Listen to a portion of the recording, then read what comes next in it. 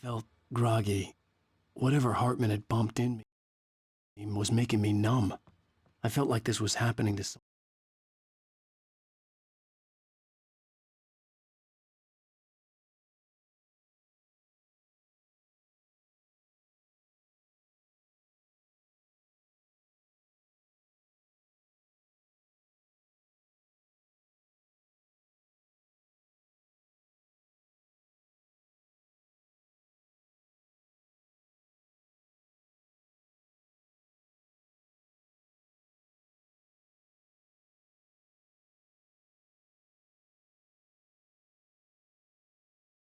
else.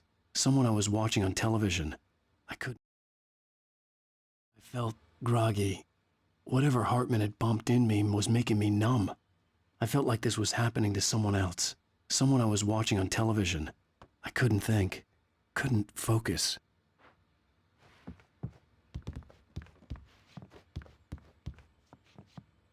The door was locked. I was a prisoner here.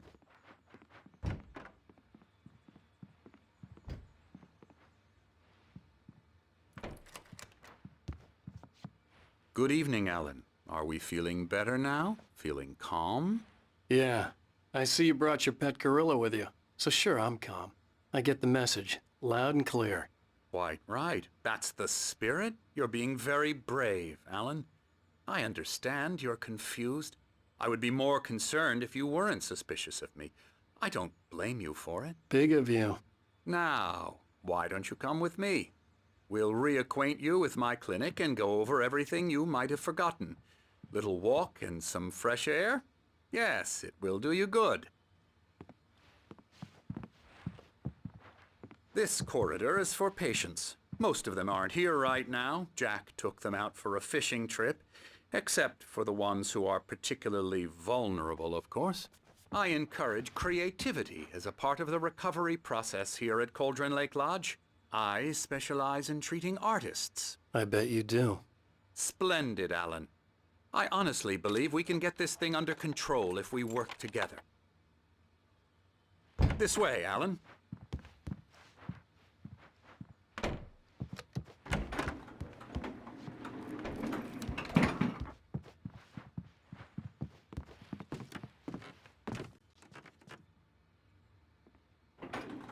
Now, Alan, from past experience with you, I know I need to get right into the heart of the matter as quickly as I can after an episode. So I'm just going to say this.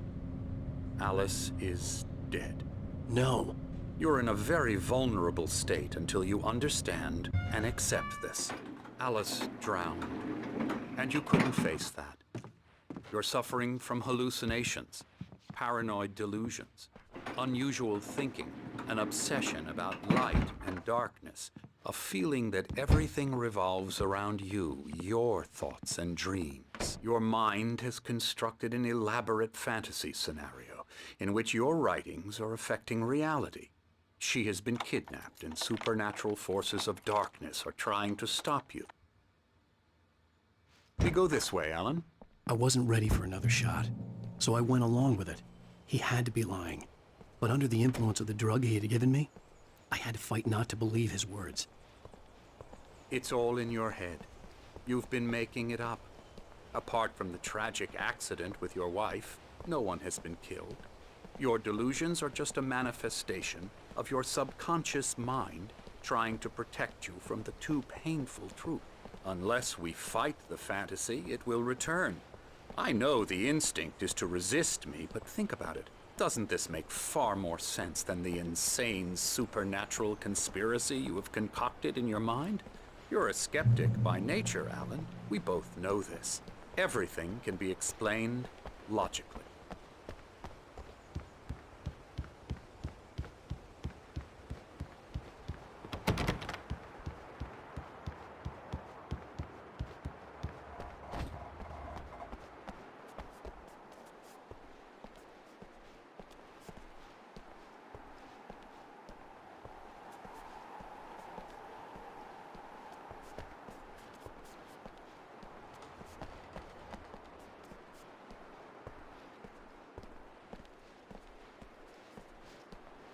I never get tired of this view.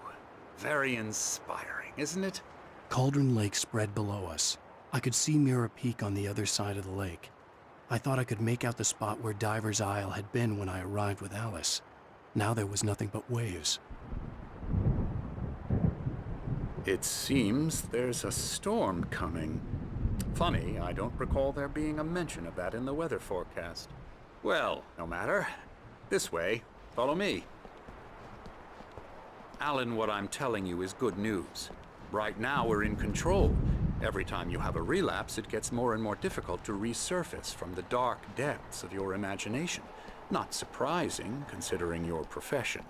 Imagination is what you work with.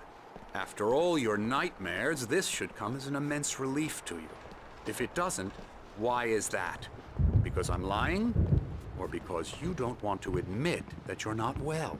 It's very natural for you to think of me as your enemy. It's part of the illness. I let him talk. After all, Hartman I'm the one obviously trying loved to his bring own you voice. out of the His world words you've echoed constructed for madly yourself. inside my head. But I can't I dug my do it nails by into the palms of my myself. hands to stay You focused. need to work with me. Once you accept that, we can begin the journey towards your recovery.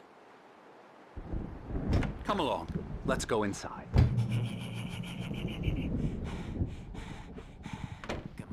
Here's the entrance to the office wing. That's for staff only.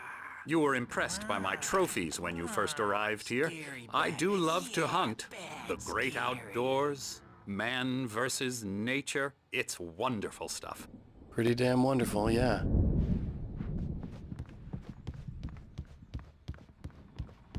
Scary, scary, scary.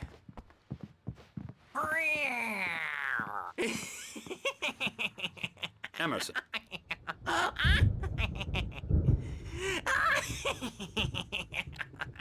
I'm a real bad dream, mister. You should be afraid of me. Don't want to run into me in the night, that's for sure. Please, Emerson. Mr. Wake is confused enough as it is. Yeah, you'd like me to go away so you won't be scared. But you can't just decide what kind of dream you have or when you have it. Emerson. Okay, sorry. Boo. That's Emerson. We're actually making some progress with him, I'm happy to say. He works on video Elbow strike. games. Ooh, It's yeah. trash, of course, but it does involve Get him some to the head. small creative effort, which makes him receptive to my therapeutic methods. No kidding. La la la la la la la la la la la la la la Come, Alan, this way. Now, you might have noticed the typewriter in your room. You've been writing as a part of the therapy. As soon as you feel up to it, you should continue.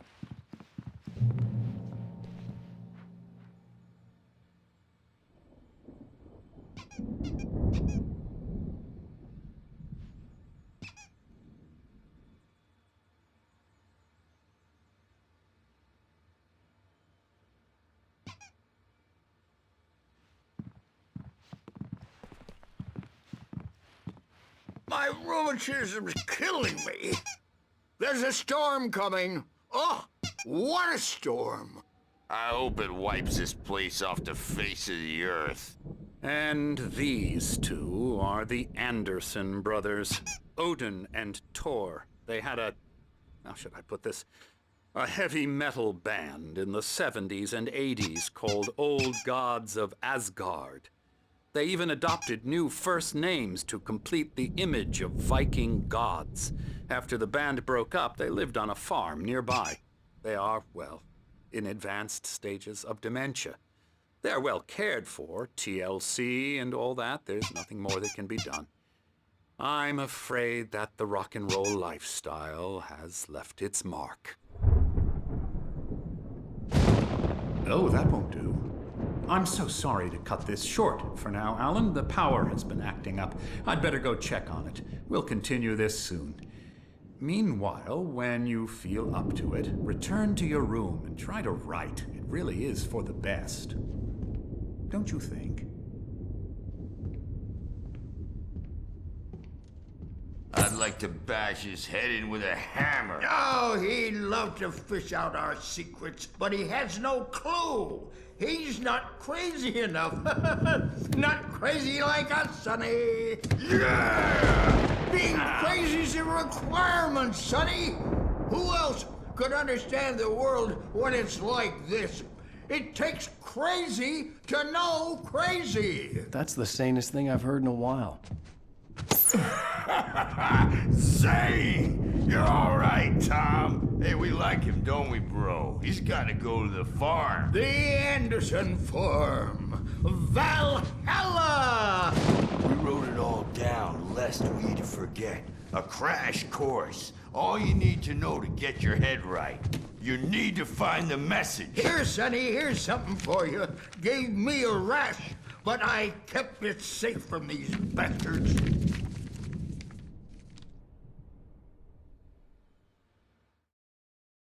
Zane could feel the poems, taking form, shaping things.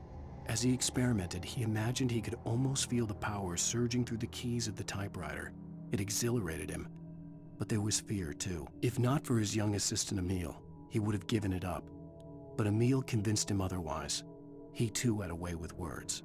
My head was clearing up, or according to Hartman, I was sinking back into the fantasy. I was convinced he was lying to me about everything. Crazy or not, the Andersons made more sense.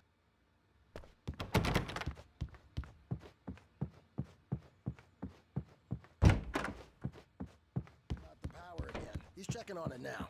Yeah, good thing he's not overreacting or anything. Well, he's the boss. The doors were locked. I may need a hand here Hartman and the later on, nurses Birch. would The have store's keys, bound to make but you there know was who no way to jumpy. get my You know hands they on get. them. Gotcha. The doc's got me looking after Wake here, but holler if they get too rowdy. I'll do that, Birch. Something's wrong. I'm not myself. It's hard to think that there's a shadow inside my head. I can only focus on writing. Everything else is a blur. I'm trapped in this cabin. Have been for days, but it's always dark outside. My editor is real. I saw her again. She's not human. It's not human. A dark presence is wearing the old woman's face. She was covered in clinging shadows. There's a hole in her chest where her heart should be. I think I've made a horrible mistake. I don't think I'm any closer to saving Alice. It's been lying to me, using me to get the story it wants, and the story will come true.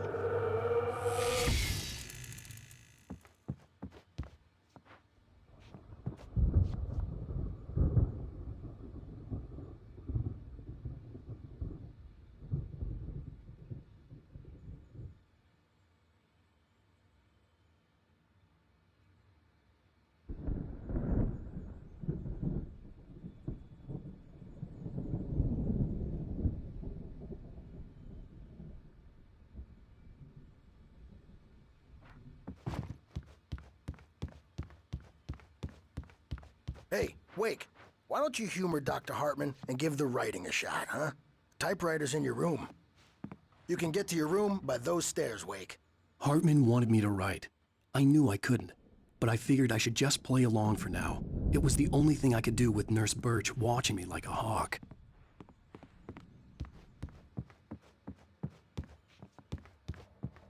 The white glare of the blank page in front of me hurt my eyes. My hands began to shake uncontrollably. Everybody, calm down. Put that down. Bert, I need help. Hey, Wake, you stay here. I'm gonna go see what's up. You just keep doing what you're doing. Be cool, okay?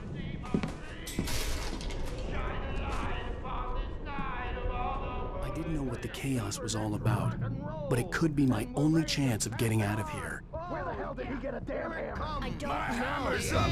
Here's a friendly poke from Mjolnir, witch. Oh, afraid of the crazy brothers, are ya? Hartman kept talking, giving Barry the grand tour, clearly proud of the place.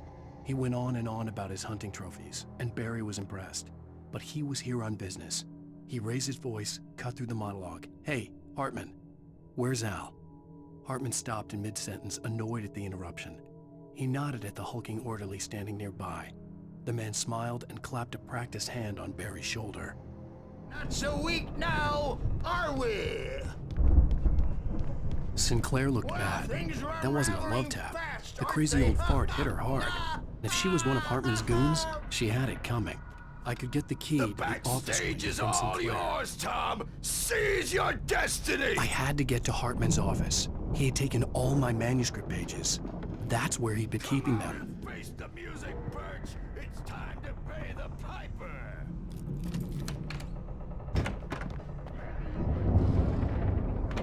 The photo on the wall caught my attention. In it, the clinic staff was standing outside the lodge. I knew the man next to Hartman. He was the kidnapper. Hartman had been playing me all along. The markings on the tape said they were recordings Hartman had made of the sessions with his patients. I saw Alice's name on one of them. For a moment, I couldn't breathe right. Now, Mrs. Wake, can you tell me about Alan's problems? He's more and more out of control all the time. The parties, he's so angry all the time. He's getting violent. Do you mean with you? No, not with me. No, never. Sometimes I almost wish Alan would take a swing at me, because at least that'd lead to a conversation he couldn't just march out of. But no. Alan doesn't really sleep. And the work, well, he's not writing at all. He sits there for hours and just gets more and more frustrated. And I can't talk to him. Yes. Tell me, Mrs. Wake. What would you say to him if he'd listen? I don't know. I want to say, I look at you, and it's not you. Just some stranger who resembles you. Looking out from behind your eyes. And I don't like that guy much. And now it's all gonna go to hell. But you don't ever say this. No. I've tried, but he's not listening. He's too deep in his own problems, always going on about something else. I'm so afraid I'm gonna lose him, and we're not even talking anymore. He doesn't let me in anymore. He just keeps me in the dark. I'm so alone here, even when he's home. Please help me, Doctor, because I'm at my wit's end. Well, if you can just get him here, I'll absolutely do my very best. Yeah, but Doctor, you need to be careful with him. He's not just going to listen to you and cooperate. He's the most stubborn man I've ever met. Well, I'll be sure to bear that in mind. Hearing her voice, what she was saying made me happy and sick and guilty all at once. Worst of all, I recognized the words. The phone call from her. It had been a cut-up of this. Just a recording.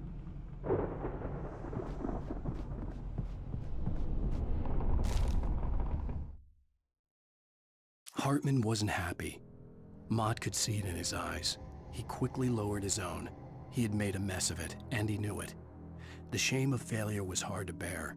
He hadn't expected Wake to say he needed more time, and he blurted out 2 days, less than Wake had asked for to show him who was in charge. But that wasn't part of Hartman's plan. Let me out of here! Hartman, do you hear me? I'm gonna sue your crazy quack ass to slay! Barry? Ow! About time! Barry! Man, am I glad to see you. We need to get to Hartman's office. It's right next door. You okay? Yeah. I mean, no! The cops found me.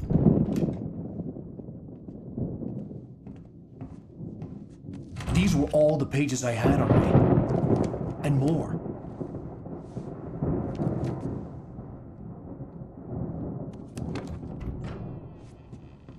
Alan, please. You're sliding back into the... Tell me one more lie and I'll shoot you in the face. Ah, well, it was worth a shot. Really, Wake, come on.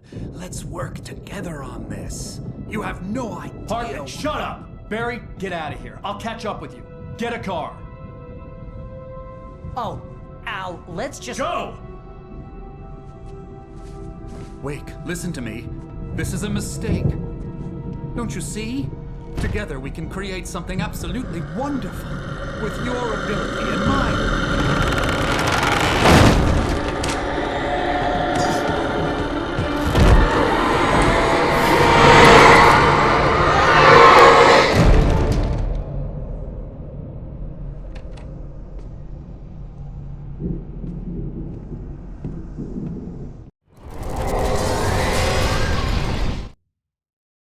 Hartman followed the fall of Alan Wake with his binoculars. When the rider hit the water, he ordered Jack to take the boat to him. The spot was easy to see in the dark, even with all the extra lights in the boat. The flare floated and kept burning even in the water. Jack turned the radio louder as the engine sputtered. The music was rough and clanking, something the Anderson brothers would no doubt have enjoyed. But Hartman chose to ignore it. Wake was finally within his reach. The dark presence would be on me in a moment. I had to find a way out.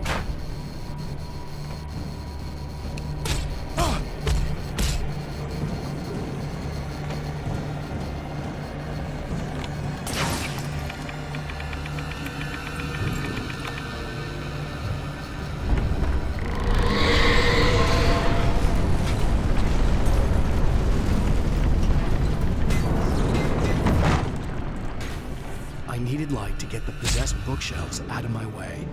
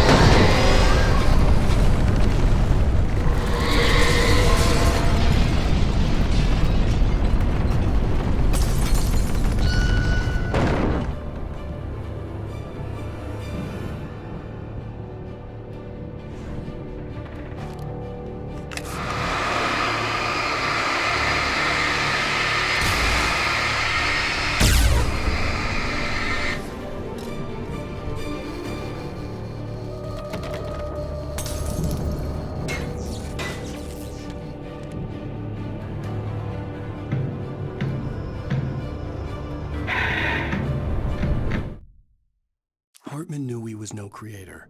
He had no ambitions on that front, and he certainly didn't want to end up like every artist he had worked with here, damaged in ways that were hard to describe, or worse.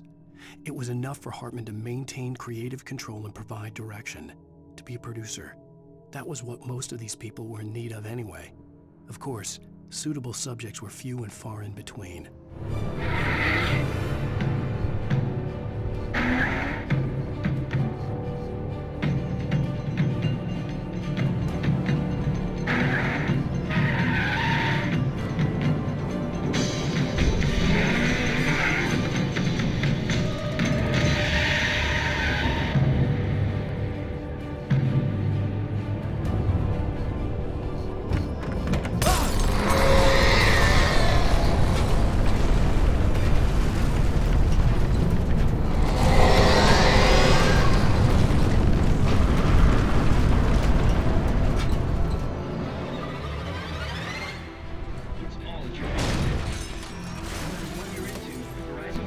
Satisfy your never-ending appetite for apps. Check out VCast apps and load up your phone.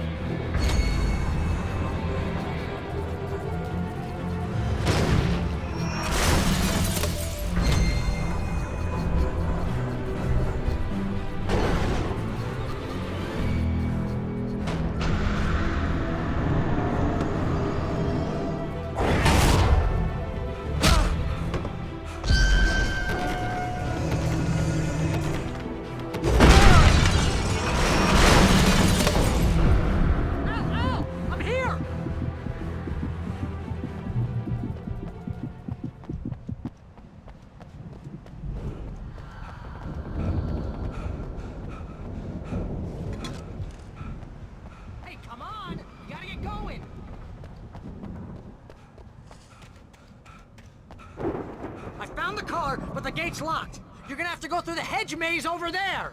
Barry, I don't have a light. Take this, Al. Oh, God! Look at the house, Al! Look out!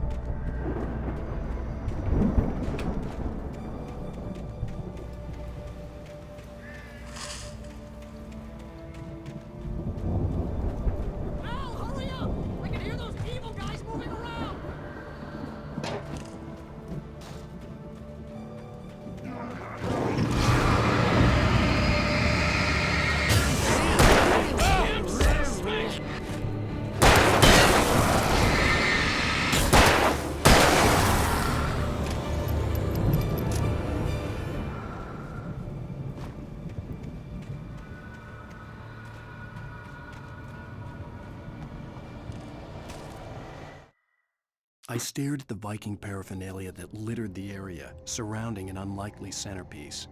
A full-size stage complete with an impressive sound system with all the trimmings, including a dragon. It took a special kind of crazy to build something like this in a remote field. When the sky split open with a deafening boom and the music started blasting, it felt strangely appropriate.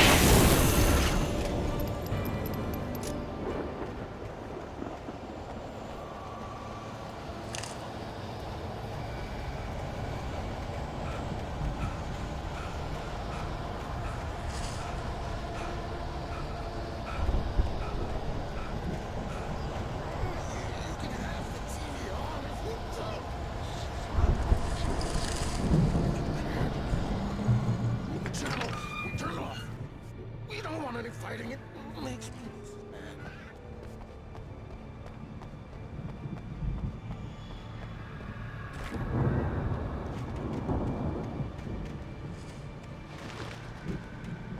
You get 2 pills in the morning, and then you'll be nice and calm all day long. You get 3 pills in the evening.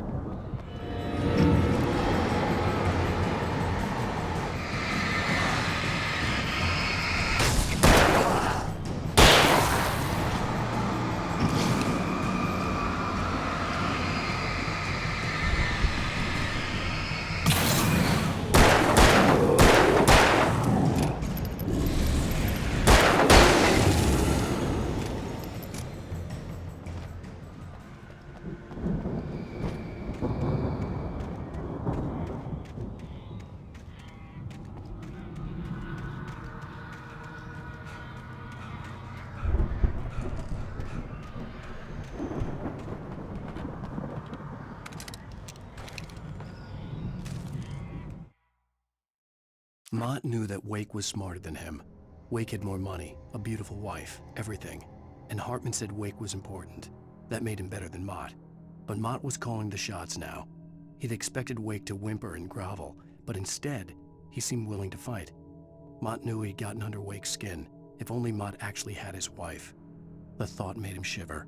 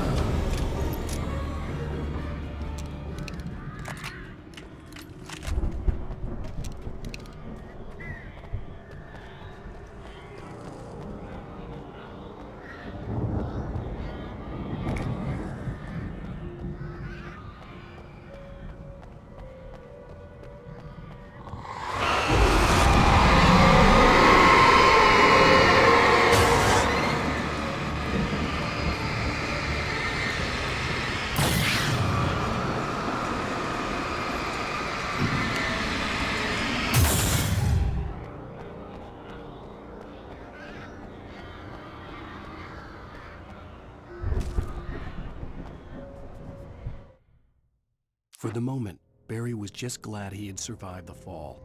He had been separated from Al, and there was no easy way to climb back up. He told himself he'd be okay in the gloomy forest at night. He would just have to wait for a while for Al to find his way down. Barry turned when he heard the heavy footsteps and saw the movement. The man-shaped shadow lunged at him from the bushes, an axe held high. Barry screamed and threw up his hand. The world exploded.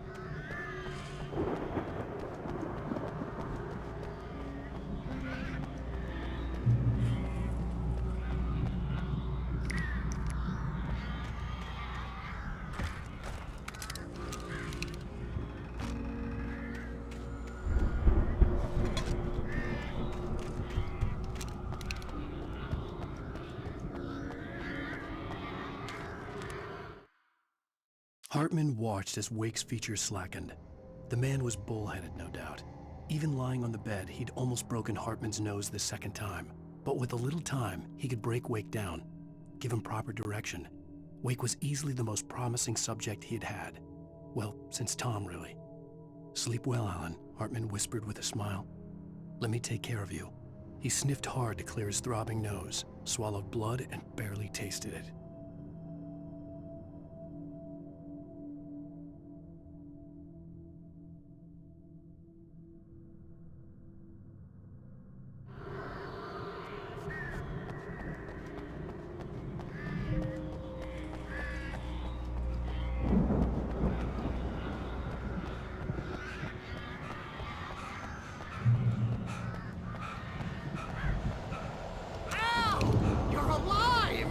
Let's get out of here. Can you open this gate? Maybe. Barry!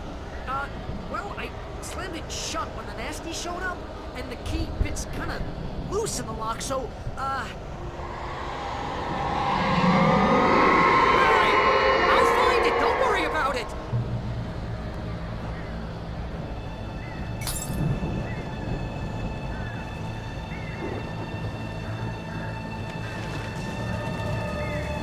Hurry up, Barry!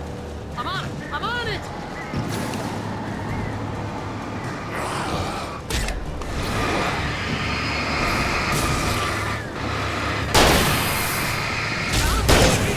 Just hang on, Al!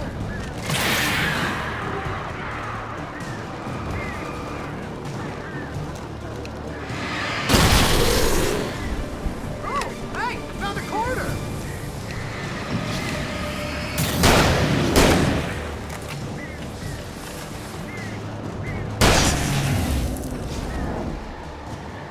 I found it! I found it!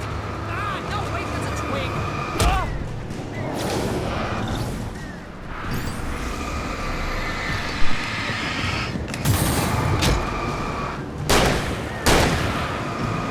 Here it is! Al, I found the key!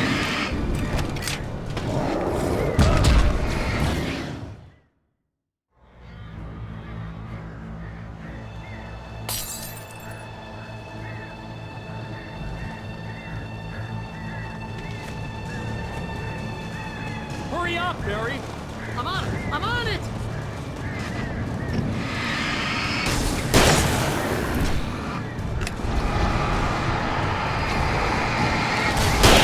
It's gotta be here! Just hang on, Al!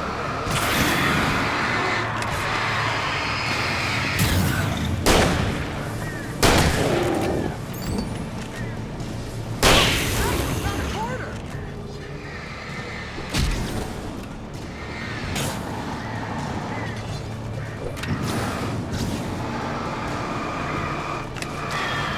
I found it! I found it! Ah, no, wait, that's a twig!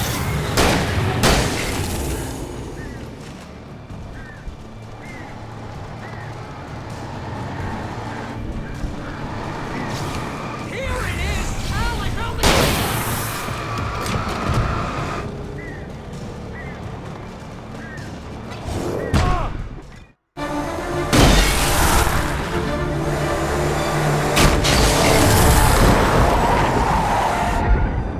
Al, please tell me we're headed for the nearest "You're now leaving Bright Falls. Come back soon" sign.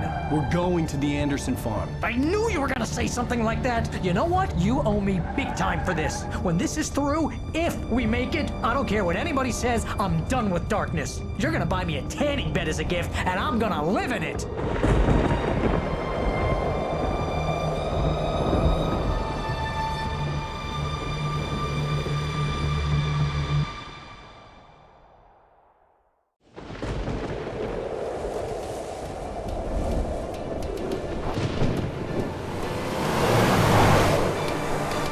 I'm crazy, but that's fine, Barry. Oh, you got that right, Al. You're barking mad. You are by far the But craziest. maybe that's inevitable when you deal with crazy stuff like this. It helps.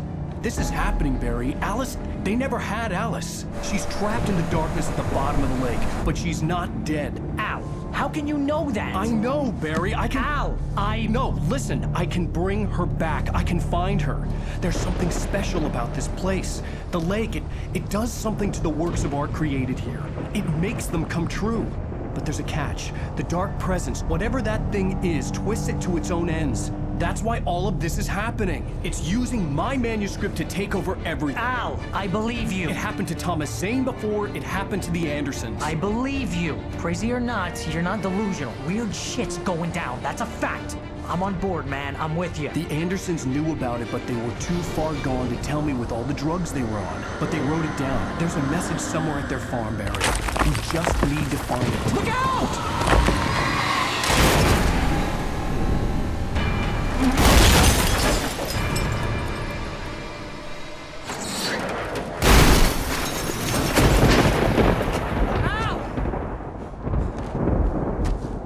God damn it, Al, talk to me!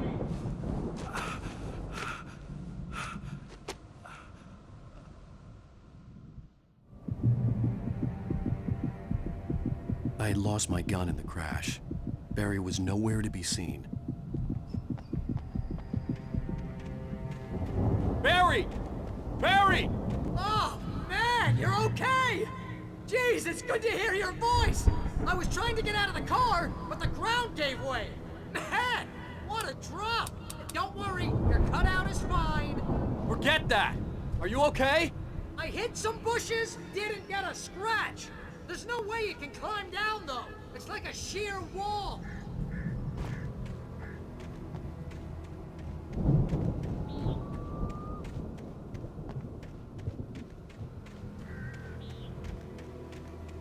Ah! Al! There's something moving down here! Barry, it's a taken! Use a flare, Barry! Ah! Yeah! Barry, are you alright? I'm good, Al! I'm great! Guess you never messed with anyone from New York City before, huh?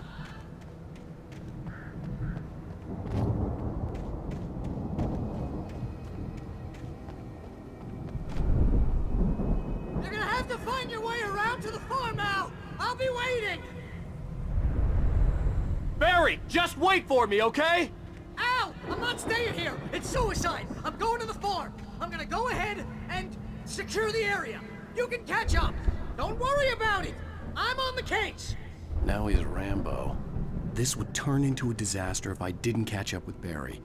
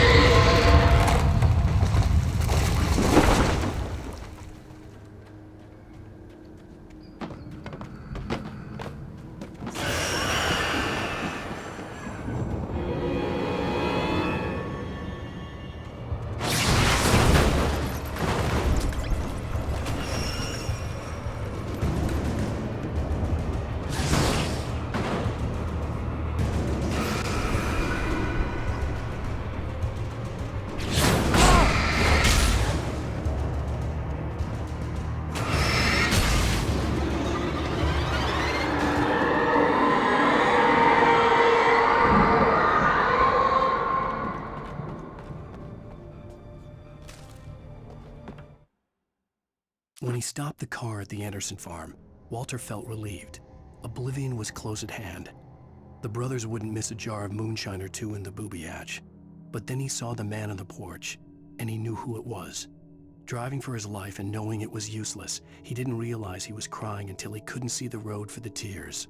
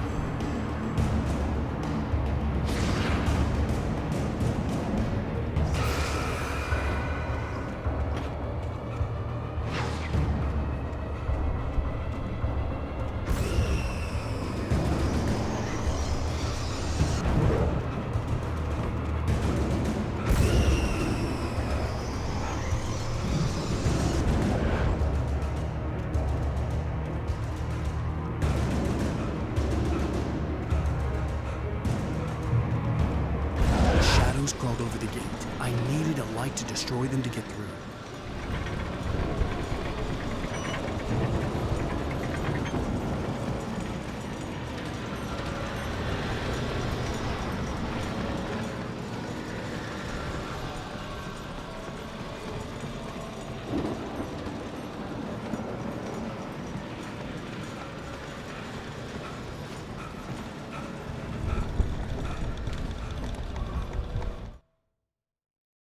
Agent Nightingale stared at the passed-out rider. The man was sleeping off one hell of a night. Nightingale felt a stab of envy at Wake's oblivion, but he had a job to do. He put the gun to Wake's head and almost became a murderer. His hand shook and his throat felt tight and dry. Biting his teeth, he tried again to pull the trigger. He lost the nerve. Wake stirred.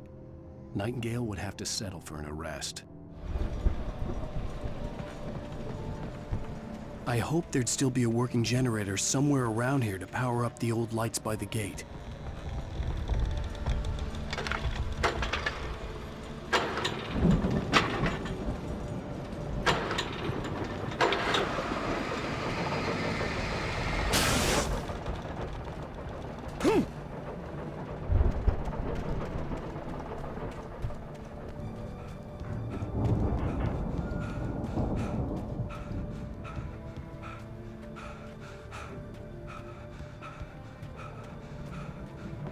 I could sense the movement in the woods ahead. Facing the enemy without a weapon was dangerous, but I had no choice.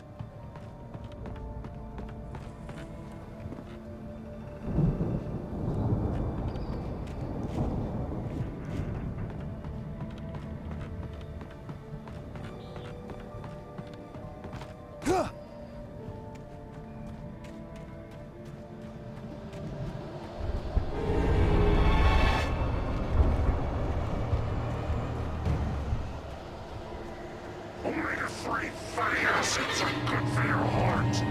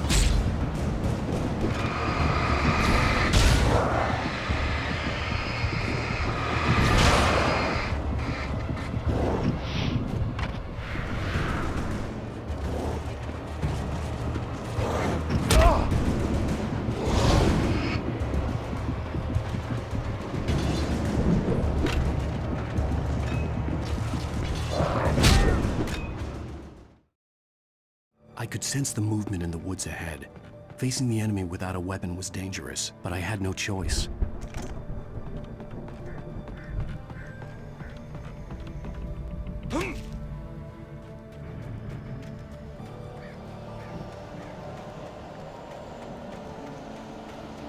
Omega-3 fatty acids are good for your heart.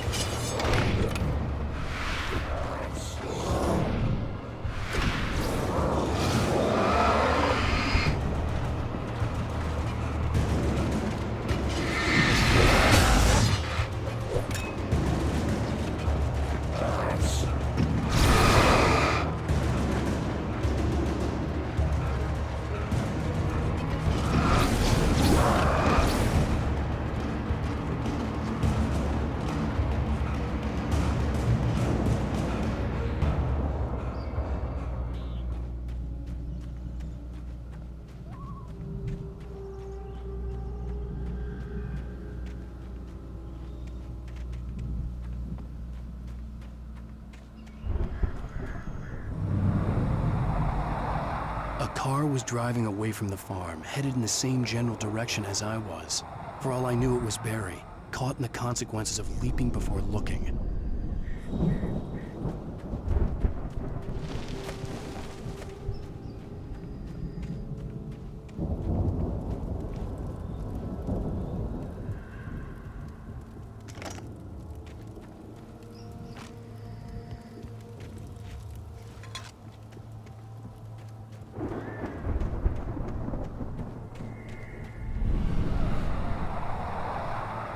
The car was heading for the cabin up ahead. It wasn't far. If it was Barry, I would see the damage soon.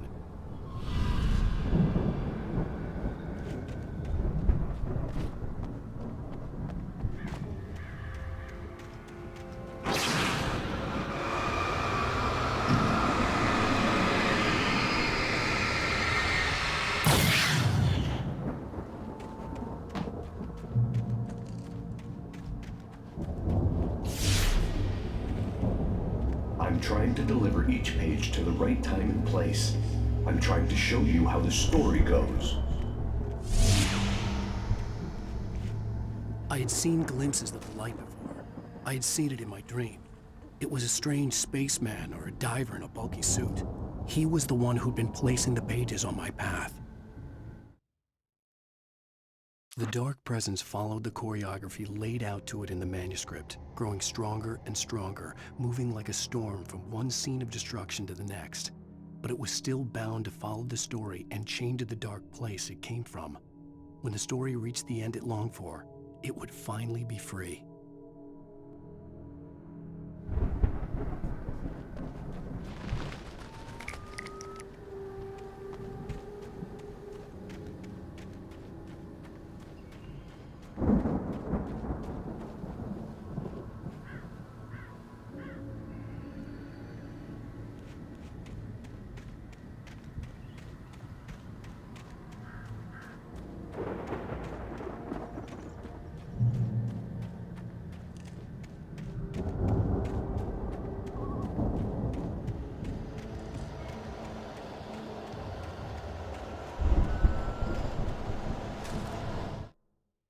The storm raged on as the Anderson brothers walked unsteadily away from the clinic with the other patients in tow, knowing that this time they wouldn't return. The darkness around them seethed with horrors, but Tor and Odin were unafraid. Their eyes glinted with guile. They knew every secret path, and there was blood on their hands. They had fought these shades before.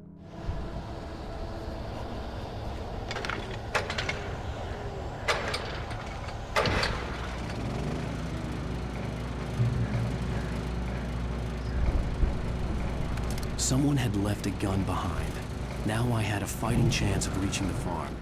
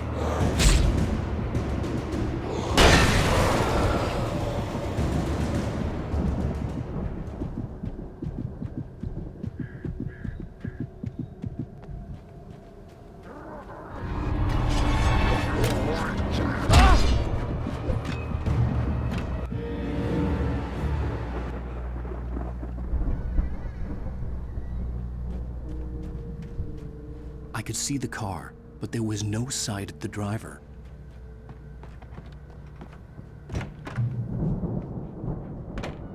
Hello?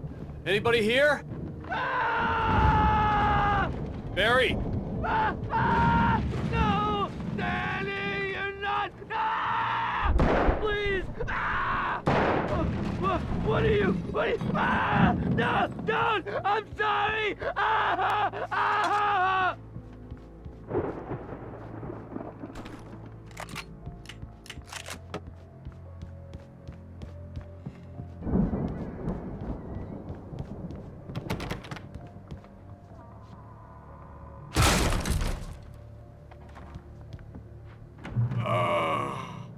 I know you. You were in jail the other day. I went to the farm again for the moonshine, you know? It makes you see. They're not gonna miss it. They're in the loony bin. But my buddy, Danny, I lost him. Something's gone wrong with him. It's not him. Like a real bad follow-up to a real good movie. The best friend's suddenly the bad guy who wrote this crap anyway.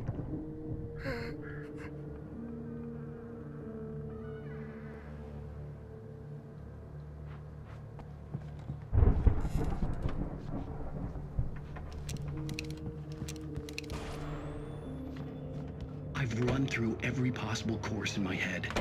If I continue like the Dark Presence wants me to, the story I'm writing won't save Alice. It's a horror story, and it's going to kill her, and me, and everybody in this town. No one will survive. Darkness will consume everything. This is what it's wanted all along. It will be free, unstoppable. It used Alice to get to me, dangled her in front of me to keep me going. It was never going to release her. I'm going to change this. I'll escape. I've written myself into the story. I'm now the protagonist. This feels like a terrible risk, but it's the only way to save Alice. I'll be bound by the events of the story just as much as anyone else who's been woven into it. The story must stay true for this to work. There have to be victims along the way, near escapes, cliffhangers. In a horror story, it can't be certain that the hero will succeed or even survive. He almost has to die. I'll write my own escape into the story next. I need help. Zane's going to be the one who will help me. I'll make it happen.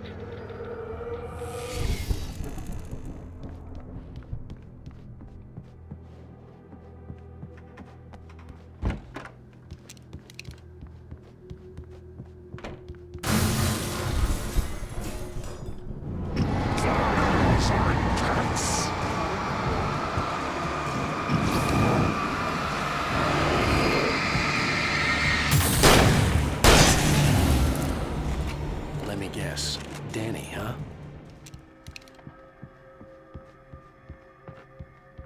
The front door was locked. The farm was still a good distance away. I'd need a car to get there fast. For a moment, Hartman considered strangling the idiot. Mott was mean-spirited, but easily manipulated. An emotional infant who lived for his approval. Wake, by contrast, was a far more difficult subject. Mott had given him too much leash. In 2 days, who knew what could happen? Hartman would have to find a way to rein him in, and quickly.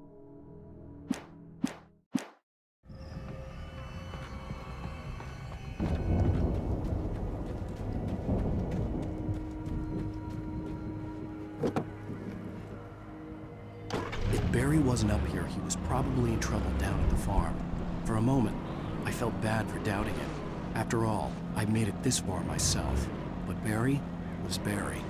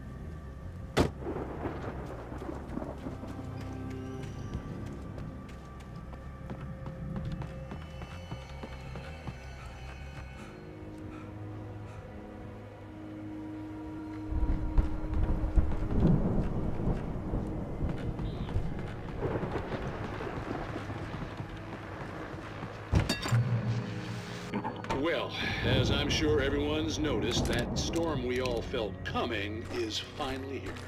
The boys at the Weather Service reckon it'll last until morning at the very least. Pertaining to that, let me read that missing persons alert again. The Sheriff's Department's still looking for a Caucasian woman, 30 years old, slim and blonde with blue eyes. She may be lost in the woods, and it's possible she's been injured in a car accident. If you see her, please make sure you get her indoors and call the sheriff. It's bad weather to be caught out in, so if you see someone in the area who maybe looks a little confused, give him a hand, all right? This is Pat Maine on KBF FM, hoping you're all safe and warm tonight.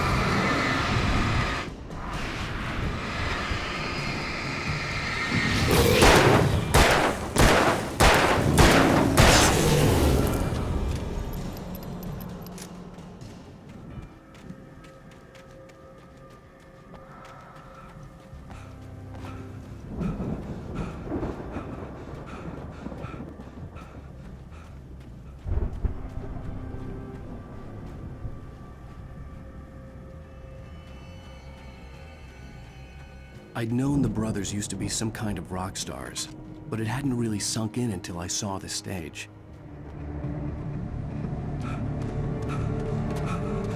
Al! Run! Incoming! There's too many of them!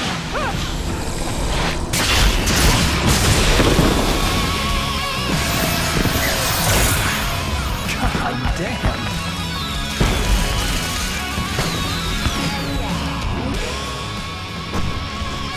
I'm so glad you decided to go it alone, Mr. Bronson. Shut up and shoot! Al! We have to fight them off! I can set off more of the fireworks from here and help you out! Hey, Al! Did you notice there's a lot of ammo and stuff around? This place is stocked! Al, hold on! I'm trying to get this game on time!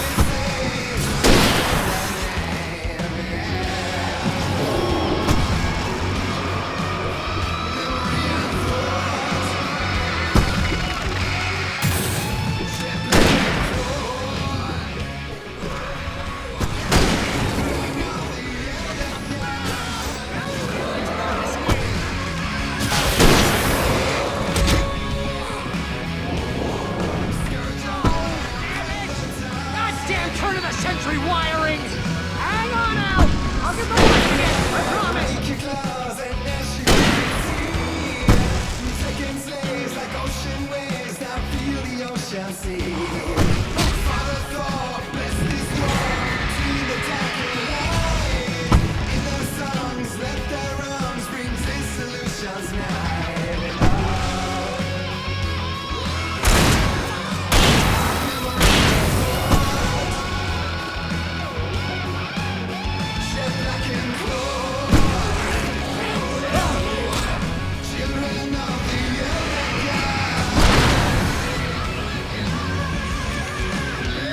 Yes! Al! Stay in the light!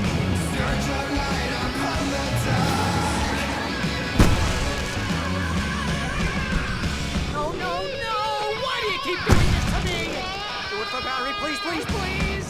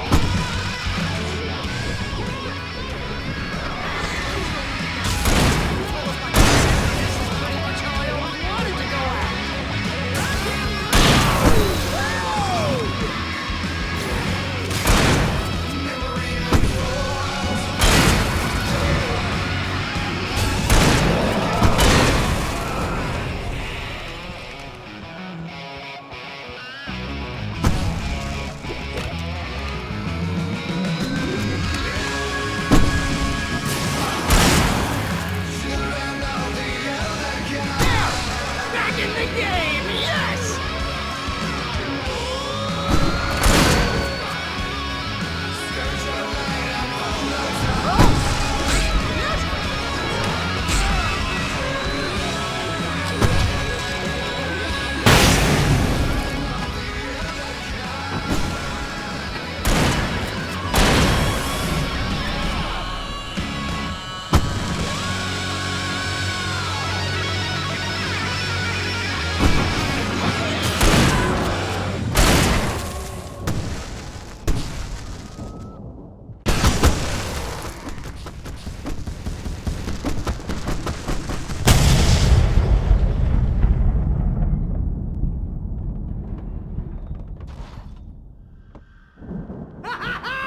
That was awesome! Bright Falls, rock and roll capital of America.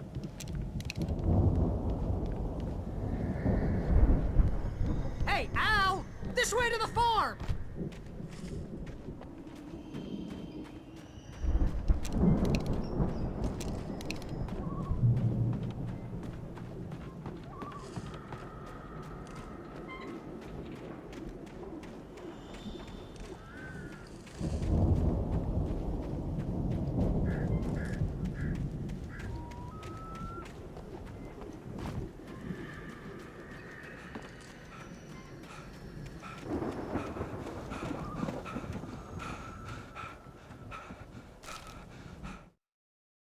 Deputy Mulligan tuned Thornton's chatter out. He didn't think writers were particularly useful people, and a huge manhunt for one struck him as idiotic. Certainly not worth the missed opportunity for coffee and pie. It wasn't even clear what the man had done, except run from them at the trailer park. Mulligan knew he wasn't alone. The sheriff's patience with the Fed was running out.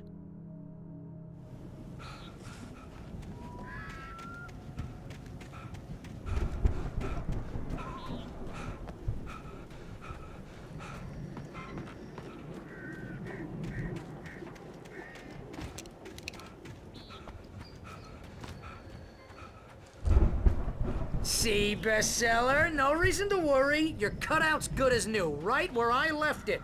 I'll come back for it once we have the place secured. Yeah, that's been my biggest worry all this time.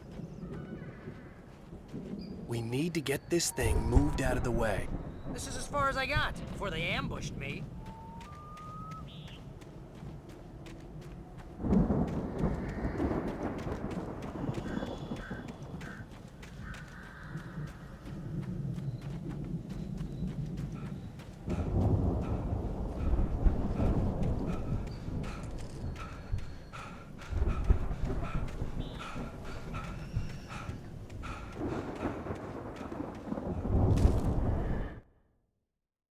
As the deputies hauled Wake and Wheeler away, Agent Nightingale eagerly examined the stack of papers Wake had been carrying. It was incomplete, a collection of random pages, but there was enough. He saw his own name in there, among others. His hands shook with emotion. Finally, it was proof. He had been right all along.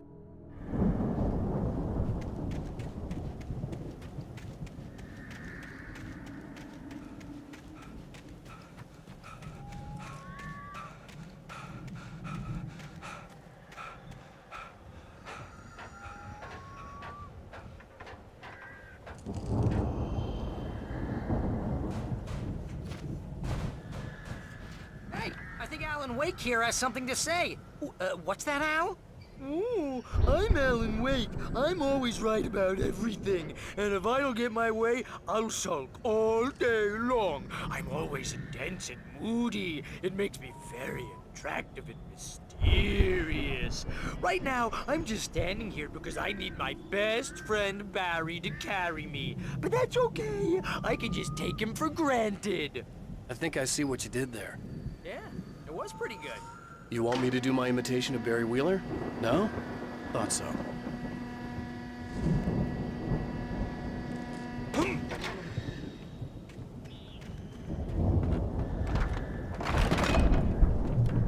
Wow! You look at that thing, Al! They really went all out with this Viking crap, didn't they? Look at all this stuff! They must have done okay for themselves, so how... Sleep. We all spend a third of our dreams in its soft embrace, somewhere between fantasy and Hey, oblivion. remember when I got you that gig? But Your dreams first are real ways of writing forcing job. What got you themselves into waking started? life, Was this one of or your vice episodes? versa. In Night Springs. Tonight's episode, The Dream of Dreams. That's by someone else. We join Mr. Jones as he explores the endless dreamscape, only to be brought to a sudden stop by a decidedly mundane situation. A long line of people. Hey, Jones, right? Listen, we're gonna have to wait until His Highness over there is good and ready. Oh, wow. Who's that? You don't know him? What are you, new? He's the guy dreaming us. Well, not just us. He dreams everything. All of this. But wait, no. I'm the one who's dreaming. I'm asleep. Isn't this my dream? Oh, yeah. Sure. Get real, pal. You're just another dream. I'm a dream. You're a dream. The weirdo in the diving suit is a dream. And the girl made of smiles and sunshine is definitely a dream. But I'm pretty sure I'm dreaming this. Well, maybe you're a really confused dream. What am I, a shrink? All I know is I'm going with the smart guys. And they say that's the guy doing the dreaming. Right there. I don't know what that means. It means we keep him happy. No sudden falls. We make sure he has his clothes on when he goes out in public. No chases where the monster is nipping at his heels and he runs like crazy, but his legs don't seem to get him anywhere. None of that. Because if he wakes up in a cold sweat... Yeah, precisely. So we wait till he wants to move on. Keep things nice and calm. Hey, something's happening here. Yeah? What's that? What? Can't you hear that? Oh, God help us, it's an alarm clock. Oh, it's you, isn't it? Please, man, I got a wife and kids. Please don't wait.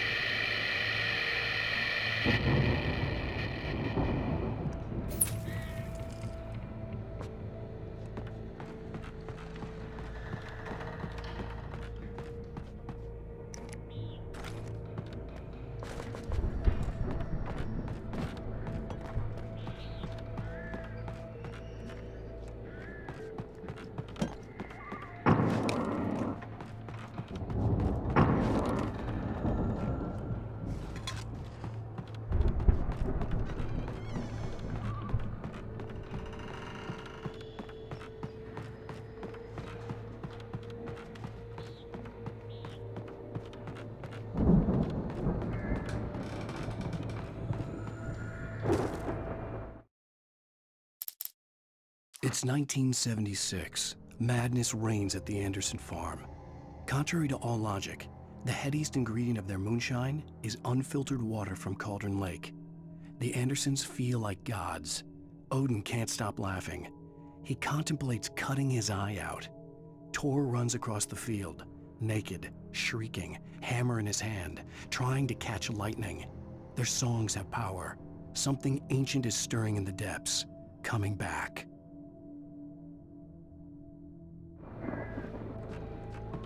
The Viking boat looked imposing, almost like a battering ram.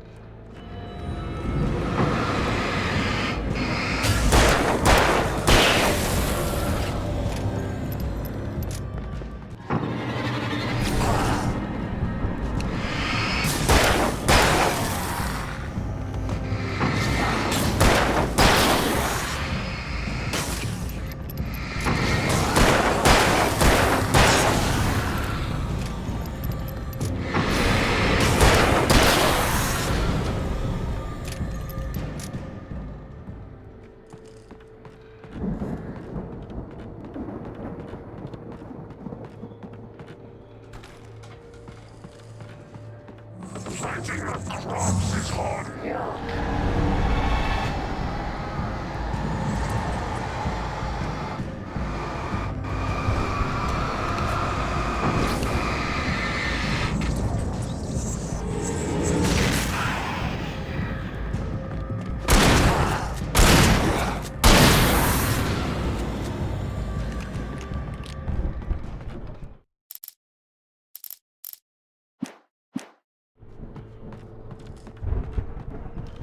I think we can make it through here, Al!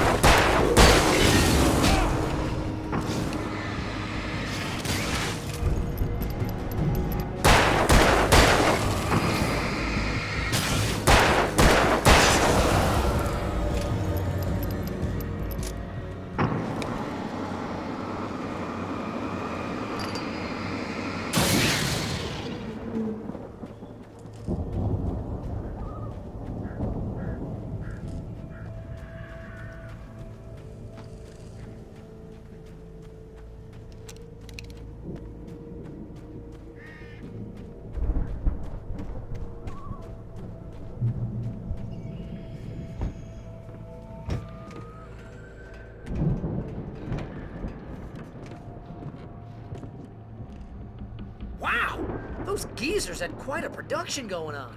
Ooh, you know what, Al? If we make it through this alive, I'm gonna start representing them. Yep, sell this stuff online, maybe get a reality show going, release a new single. Good luck with that, pal. Hey, you find us a way out of here, okay? I'm gonna take a closer look at this stuff.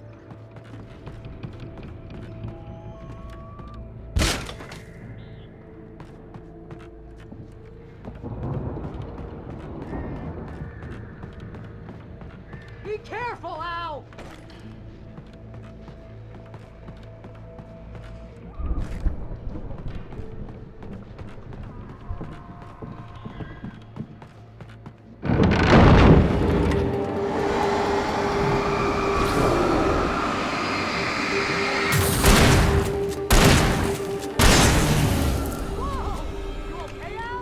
I'm good. Keep your eyes open, okay?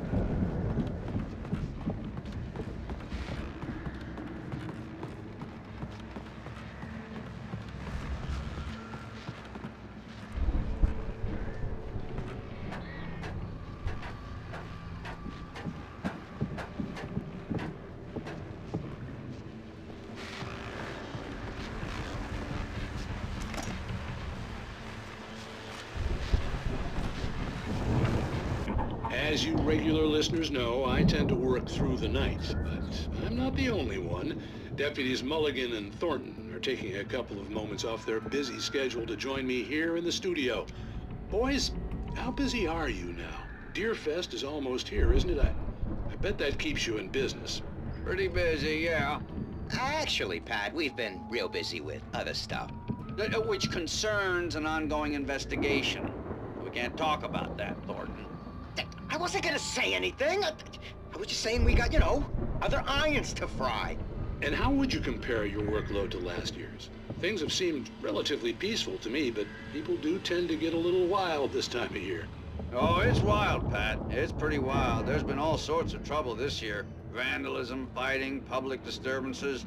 A lot of people gone missing, too. Yeah, it's pretty much the usual stuff, Pat.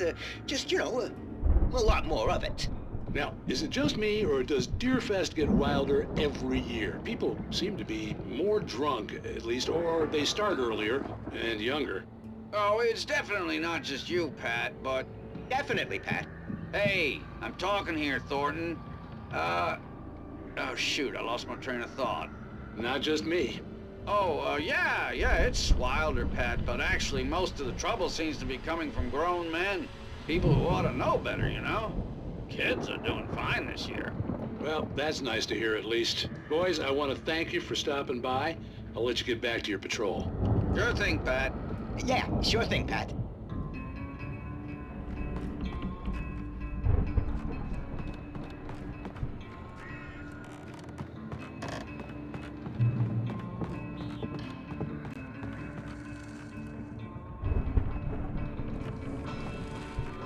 The elevator was dead. I'd have to get some power to it first.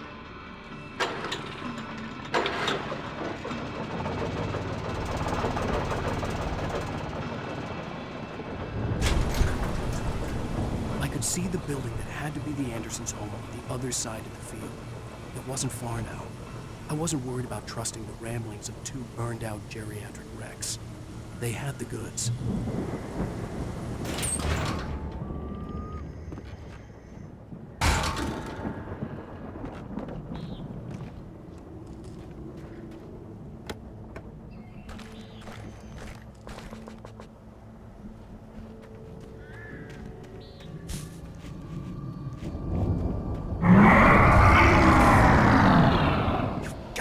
Kidding me.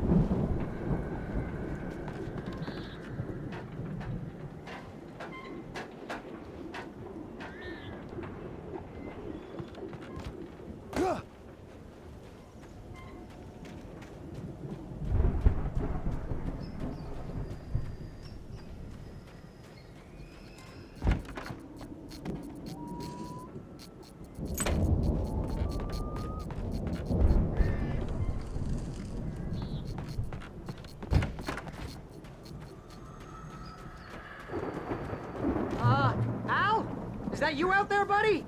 Yeah, it's me. Hang on. Hey, let's go, man.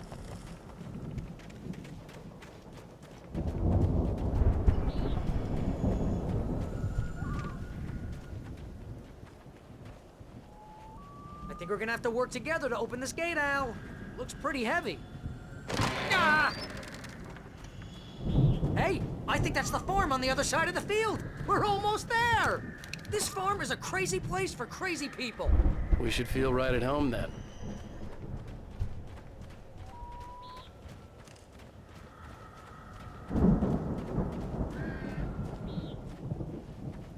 Come on, one more gate. Do this thing.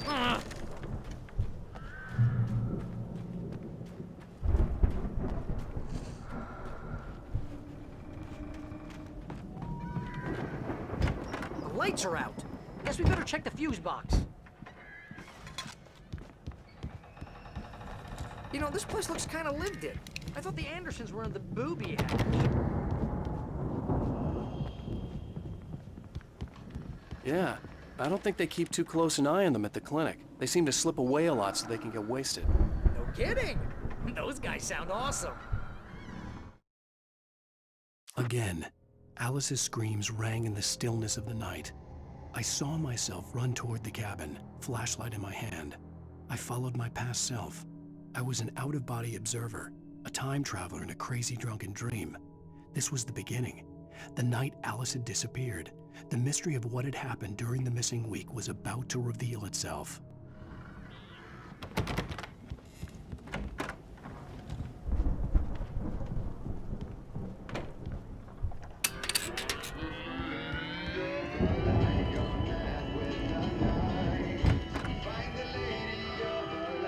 Can you hear that, Al? Music? Of course, we need to find where it's coming from. That's the message the Andersons talked about. That's the whole reason we're here. Lady of the Light? Oh, that's gotta be what's-her-face, the crazy lamp lady from the town. Cynthia Weaver. Right. Must be.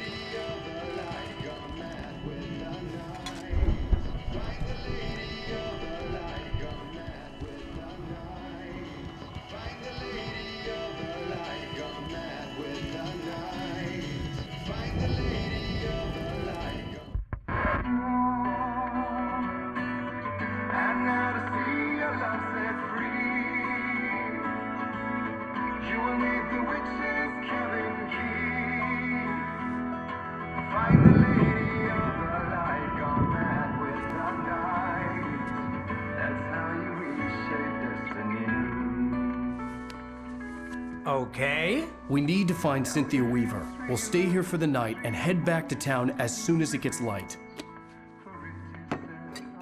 Hey, Al. Lots of hours before dawn. Might as well get some rest. And by rest, I mean drunk. Come on, Barry, this is... Yeah, what the hell?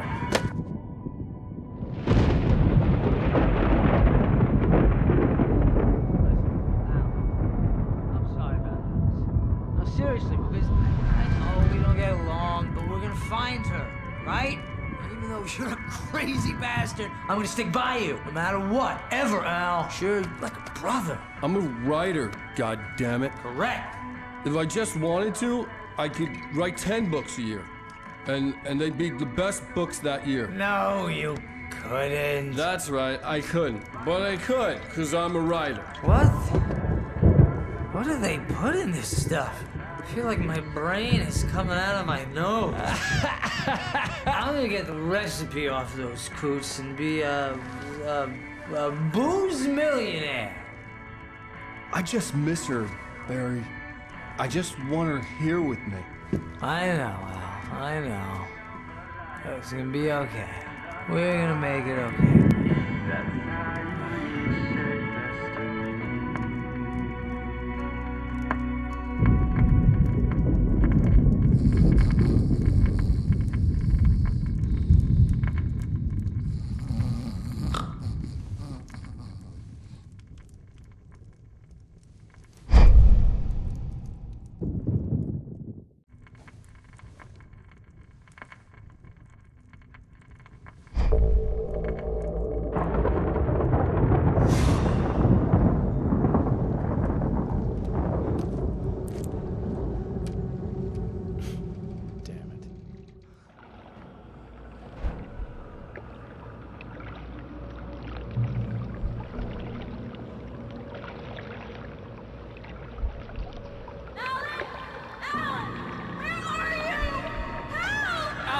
I'm coming.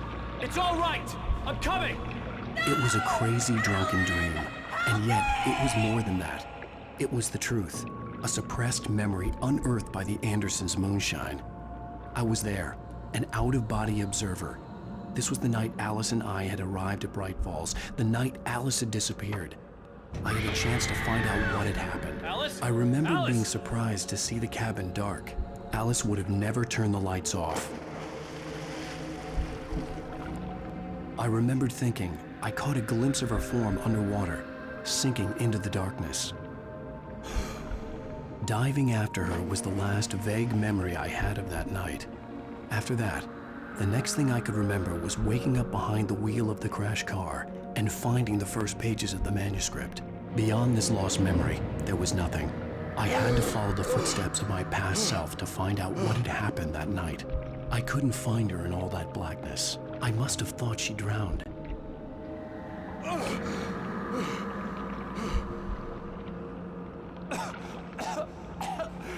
Alice! Jagger had Alice, and so she had me. Alice!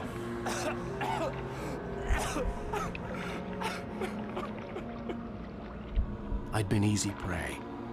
Look at the cabin. Is there someone in the window? Alice? Maybe she didn't drown after all. Maybe she's inside. Alice! Yes.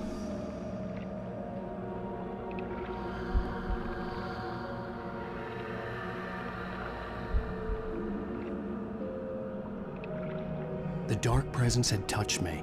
She had dug her nails into my brain and used me, made me her puppet.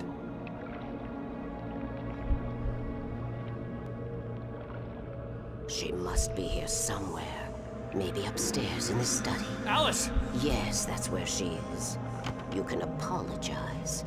Alice! You'll laugh at the whole thing together and put it behind you. Alice?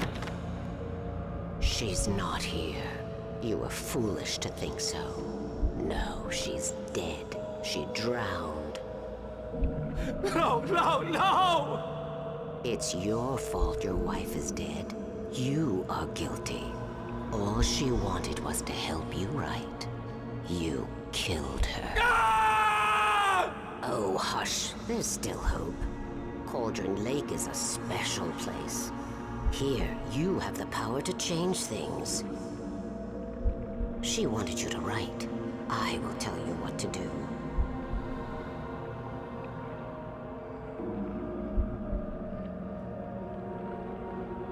You can write her back. The story will come true, and all will be well again. She had Alice, and the manuscript was the ransom for her.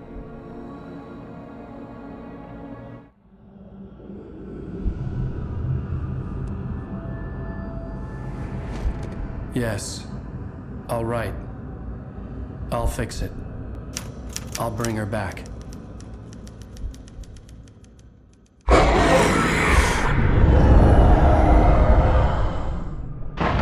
No. I wrote it. I remembered it all now. In the dark, I'd written for days, a week, almost a complete manuscript of a novel entitled Departure. Jagger had been my editor, whispering in my ear, making sure that the unfolding story would make her more and more powerful. I thought I was saving Alice. Even with the cobweb she put in my head, some part of me had been aware enough to write my escape into the story, to bring a light into the cabin to release me before I could finish, to interrupt the horror story before the ending, where darkness consumed everything and everyone. Zane was weak and far away, but I had written him into the story, and his light had been enough to set me free. It isn't here now. I'm here because it was written. I brought the light to set you free. You must hurry. It will know I'm here. It will be back soon. It stole the skin of my Barbara a long time ago. She looks so old.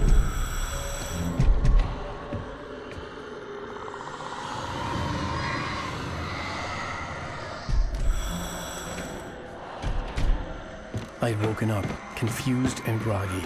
My mind consumed by darkness and fear. All I could do was to escape.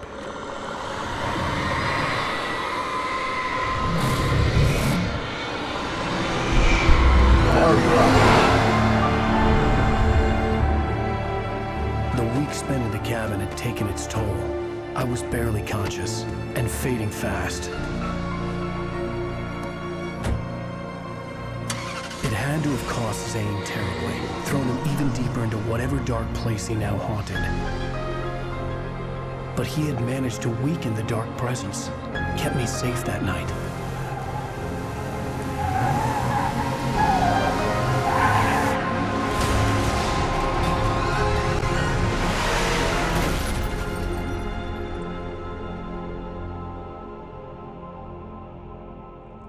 I wrote it.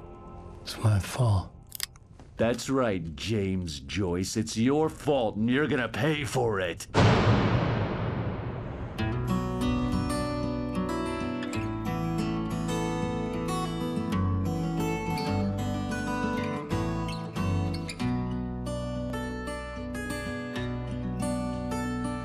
There's an old town road with mystery of Tom the poet and his muse, and a magic lake which gave a life to the words the poet used. Now the muse she was his happiness, and he rhymed about her grace, and told the stories of treasures deep beneath the blackened waves. Till in the stillness of wonder, and still in its misty crown, the muse she went down to the lake, and in the waves she drowned. And now to see your love set free, you will need the witch's cabin key. Find the lady of the light, gone mad with the night. That's how you reshape destiny. The poet came down to the lake to call out to his dear. When there was no answer, he was overcome with fear. He searched in vain for his treasure lost, and too soon the night would fall, and only his own echo would wail back as his call. And when he swore to bring back his love by stories he'd create, nightmares shifted in their sleep in the darkness of the lake. And now to see your love set free, you will need the witch's cabin key. Find the lady of the light, still raving in the night. That's how you reshape destiny. In the dead of night she came to him with darkness in her eyes. We're in a morning gown, sweet words as her disguise. He took her in without a word, for he saw his grave mistake, and vowed them both to silence deep beneath the lake. Now if it's real or just a dream, one mystery remains, for it is said on moonless nights they may still haunt this place.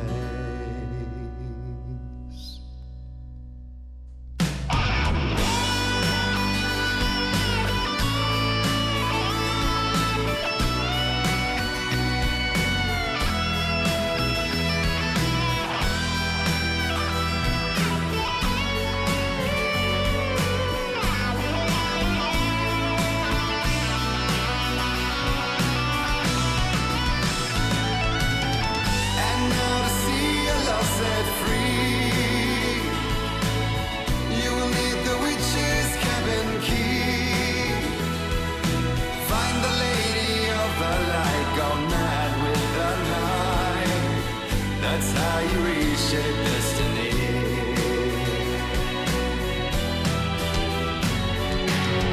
And now to see your love set free, you will need the witch's cabin key.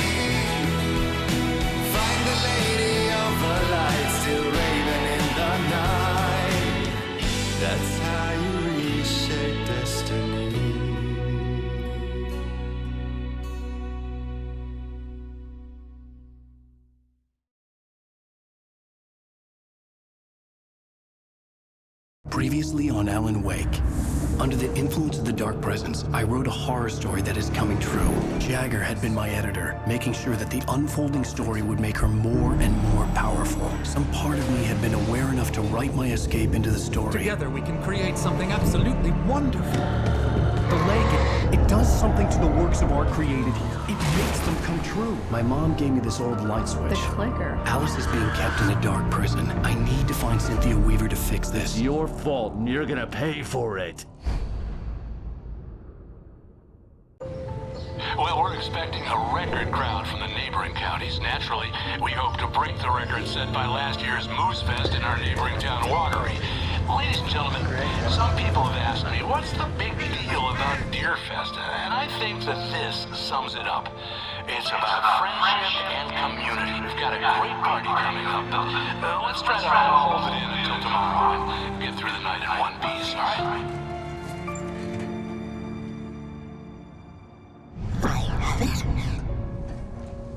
Someone will come for it when the time is right. Thomas said so. He wrote it.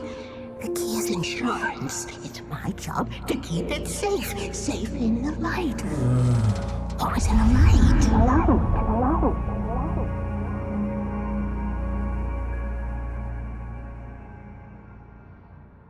All the manuscript pages were gone. The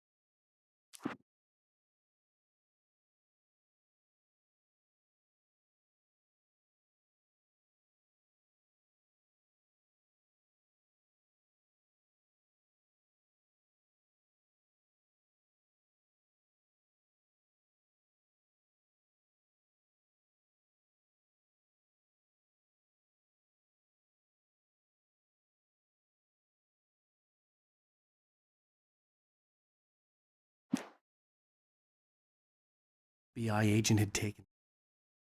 All the manuscript pages were gone. The FBI agent had taken them. I think my tongue just took a crap in my mouth. Ugh. Oh, wait, we're in jail now? Al. Al, this is not good. That about sums it up.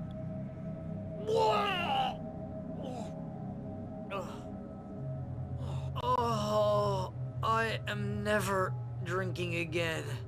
I need to talk to Weaver. She's the one in the song. The Lady of the Light. What, the crazy lady? Ugh, whatever you say, Al, but we're stuck here. They're not you haven't gonna... even interviewed Wake. I had some reading to do first, Sheriff, and let me tell you, it was an interesting read. Well, I've got you now, Raymond Chandler. It's all here. All the evidence, including conspiracy to murder a federal agent. There's no way you're walking out of here. You hear me in there, Bret Easton Ellis? Huh? Agent Nightingale, I want to talk to your superior. Well, we all want things, Sheriff. I wanted my... Look, that's not possible right now. Agent Nightingale, I insist.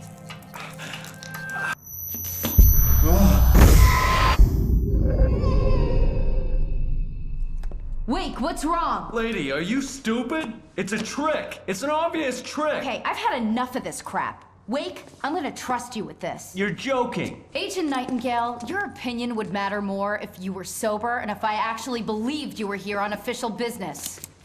Whoa! Get back in the cell, Stephen King. The only way you're leaving this place is over my dead... Wait a minute.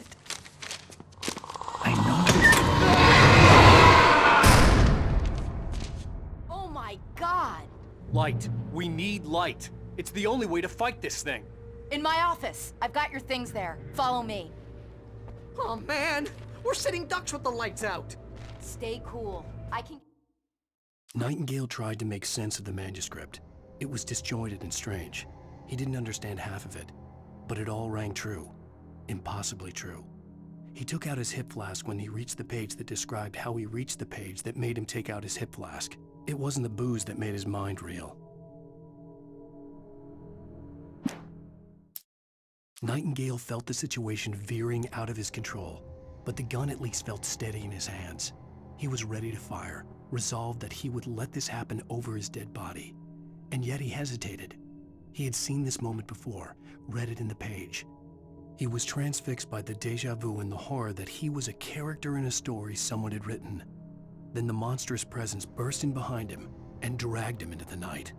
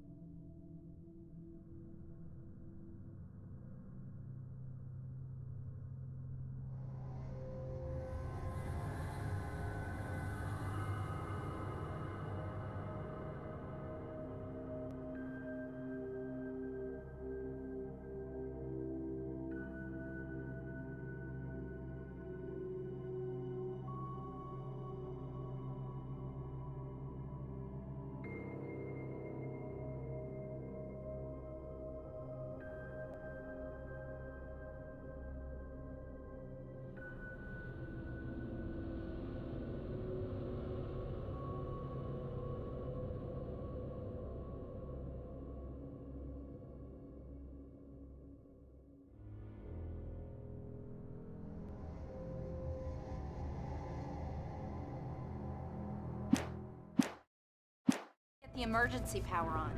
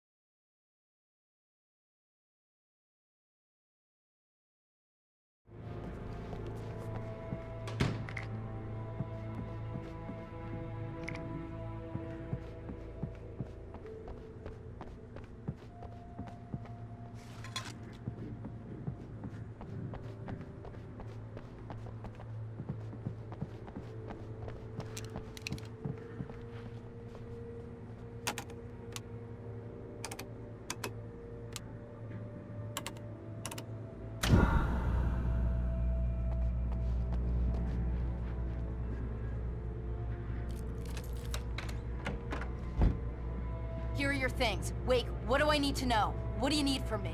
They can be hurt in the light, only in the light. And I need to find Cynthia Weaver. She can help me stop this. Light. Check. Cynthia. She lives in the old decommissioned power plant. I can get you there pretty quickly in the rescue chopper. Come on, let's get back to your friend. Wheeler, I need you to stay here. What? No. We're going to fetch our ride, but I have friends who need to be warned about this, and I can't be in 2 places at once. I need your help. Well, okay. Here's a list of people and phone numbers. I need you to call them and tell them you have a message from me. Night Springs, okay? They'll know what to do. Night Springs? Like the TV show? Gotcha. Oh, hey, that radio guy is on the list, Maine. Who's Frank Breaker? He related to you? My dad.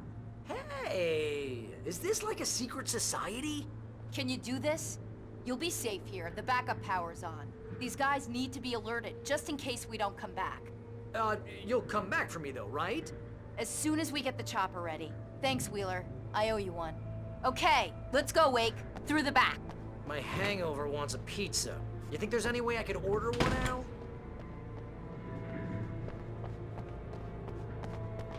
Hello, Mr. Breaker. This is Barry Wheeler.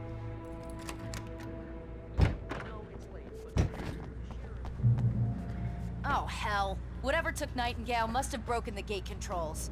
We can't reach the gate's control box from here. We need to get to the other side over the rooftop. I'll go. I'll open the gate for you once I'm across. You stay here in the light and cover me, Sheriff, okay?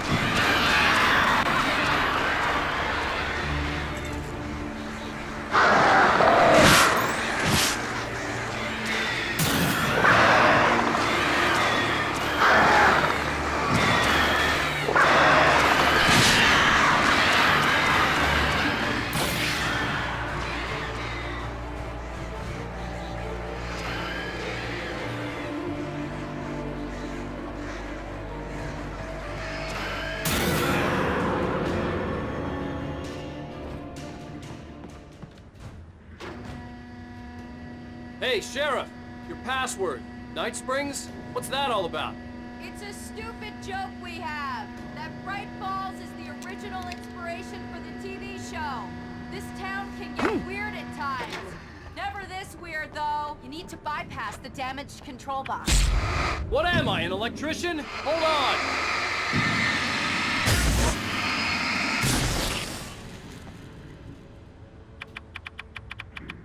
Ah, damn! That's smart. Good job, Wade. Okay, stick close. Our first stop is the town hall. The keys to the chopper are there. Bad guys on the move!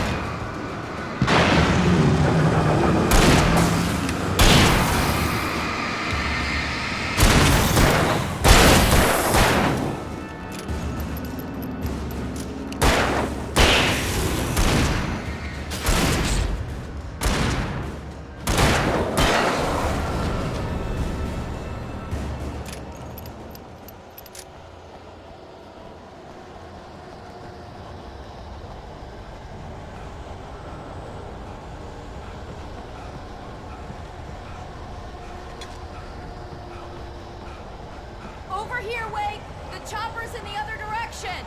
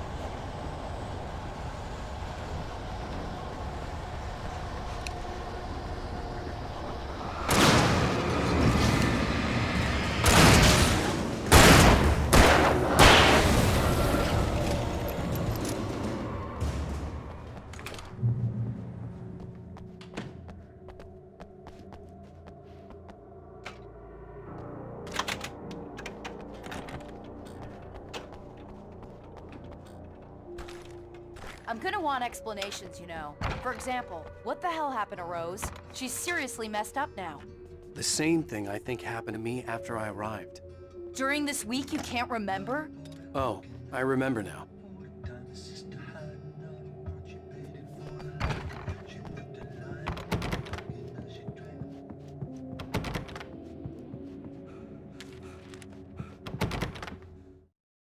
Barry was in his element, making calls, making things happen, even if he didn't entirely know what those things were. He wouldn't let the hot sheriff chick down. Even if every noise he heard from outside, and he heard plenty, made him jump. He had only paused to text Al a message, told him to hurry up. Suddenly, Barry froze in mid-dial. A window broke somewhere in the building, and then the lights went out.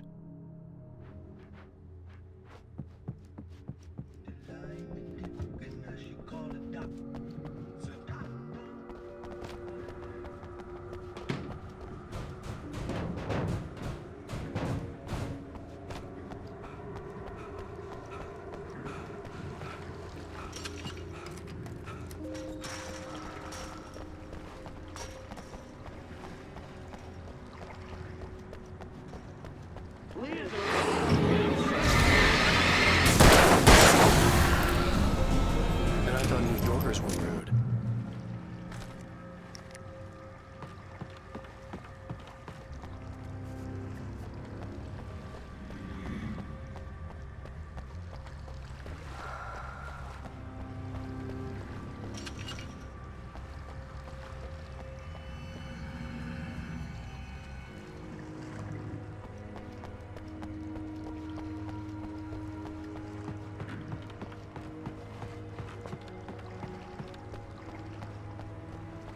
You have the right. It's your right going to understand these rights.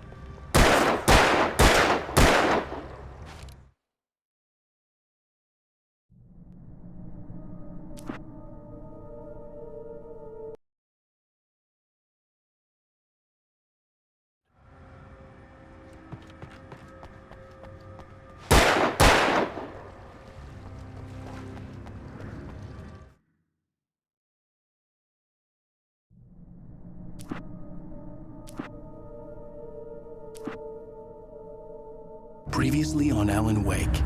Under the influence of the Dark Presence, I wrote a horror story that is coming true.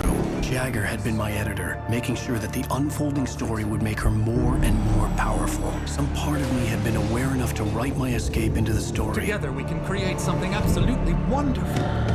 The lake, it does something to the works of art created here. It makes them come true. My mom gave me this old light switch. The clicker. Alice is being kept in a dark prison. I need to find Cynthia Weaver to fix this. It's your fault, and you're gonna pay for it. Well, we're expecting a record crowd from the neighboring counties. Naturally, we hope to break the record set by last year's Moose Fest in our neighboring town, Watery. Ladies and gentlemen, some people have asked me, what's the big deal about Deer Fest? And I think that this sums it up. It's about friendship and community. We've got a great party coming up, but let's try to hold it in until tomorrow and get through the night in one piece, all right?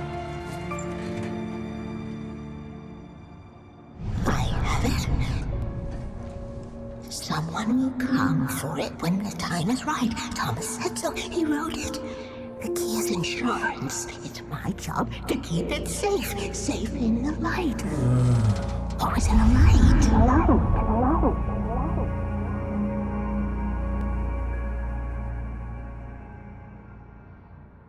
All the manuscript pages were gone. The FBI agent had taken them. I think my tongue just took a crap in my mouth. Ugh. Oh, wait, we're in jail now? Al. Al, this is not good. That about sums it up.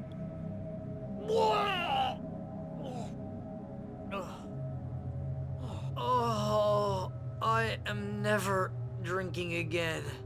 I need to talk to Weaver. She's the one in the song. The Lady of the Light. What, the crazy lady? Ugh, whatever you say, Al, but we're stuck here. They're not you haven't gonna... even interviewed Wake. I had some reading to do first, Sheriff, and let me tell you, it was an interesting read. Well, I've got you now, Raymond Chandler. It's all here. All the evidence, including conspiracy to murder a federal agent. There's no way you're walking out of here.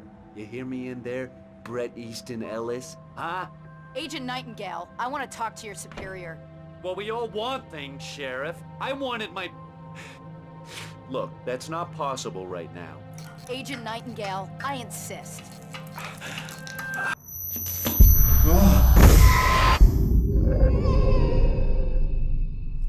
Wake, what's wrong? Lady, are you stupid? It's a trick. It's an obvious trick. Okay, I've had enough of this crap. Wake, I'm gonna trust you with this. You're joking. Agent Nightingale, your opinion would matter more if you were sober and if I actually believed you were here on official business. Whoa! Get back in the cell, Stephen King. The only way you're leaving this place is over my dead... Wait a minute. I know... Oh my God! Light. We need light. It's the only way to fight this thing. In my office. I've got your thing. There. Follow me. Oh man, we're sitting ducks with the lights out. Stay cool. I can get the emergency power on.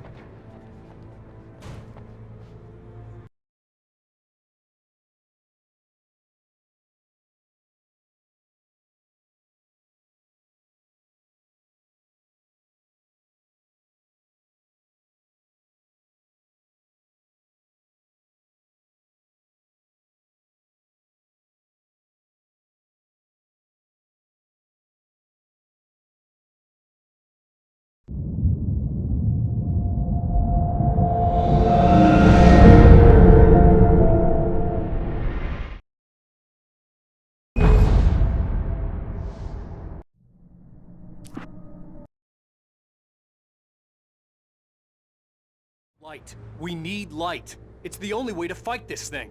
In my office. I've got your things there. Follow me. Oh man, we're sitting ducks with the lights out. Stay cool. I can get the emergency power on.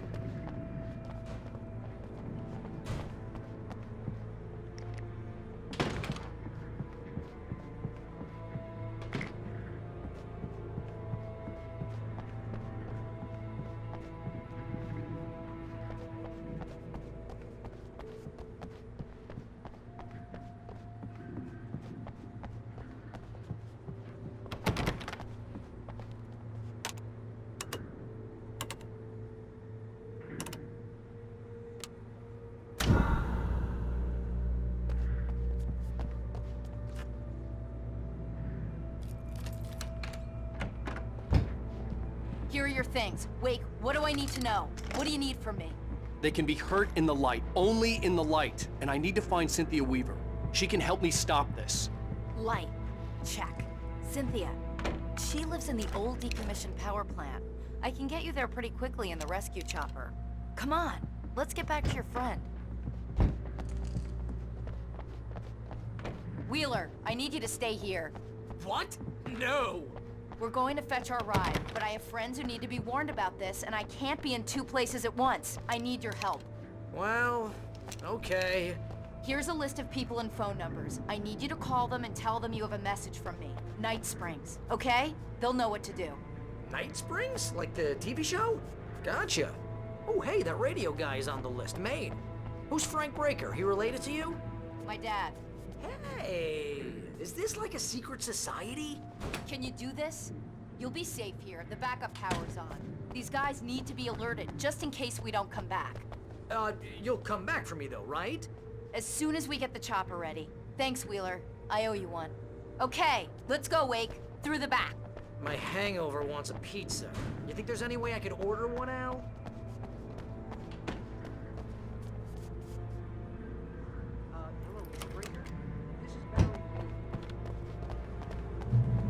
Oh, hell. Whatever took Nightingale must have broken the gate controls.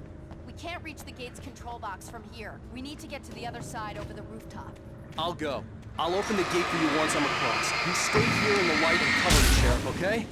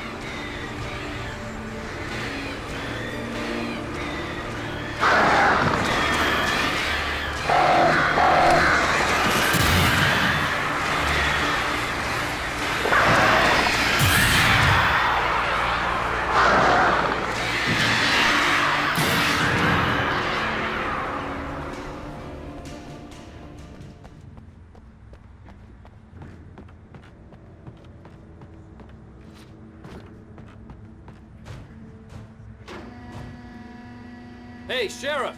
Your password. Night Springs? What's that all about? It's a stupid joke we have. That Bright Falls is the original inspiration for the TV show. This town can get weird at times. Never this weird, though. You need to bypass the damaged control box. What am I, an electrician? Hold on! Ow, damn! That's smarts. Good job, Wade. Okay, stick close. Our first stop is the town hall. The keys to the chopper are there.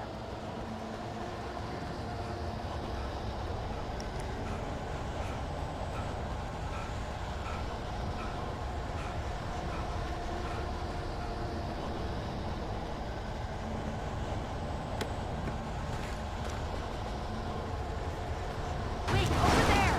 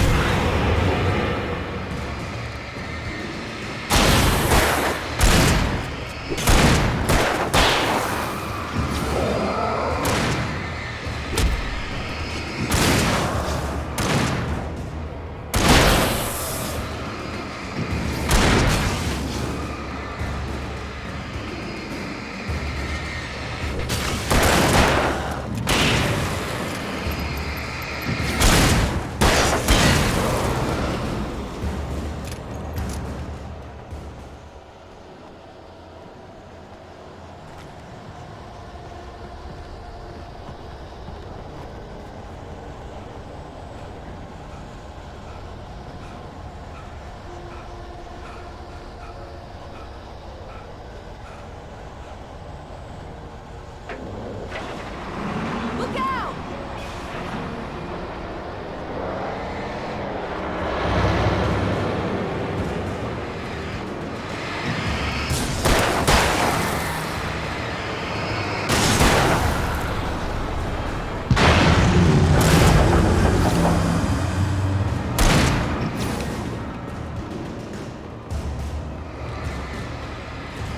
Over here, Wade!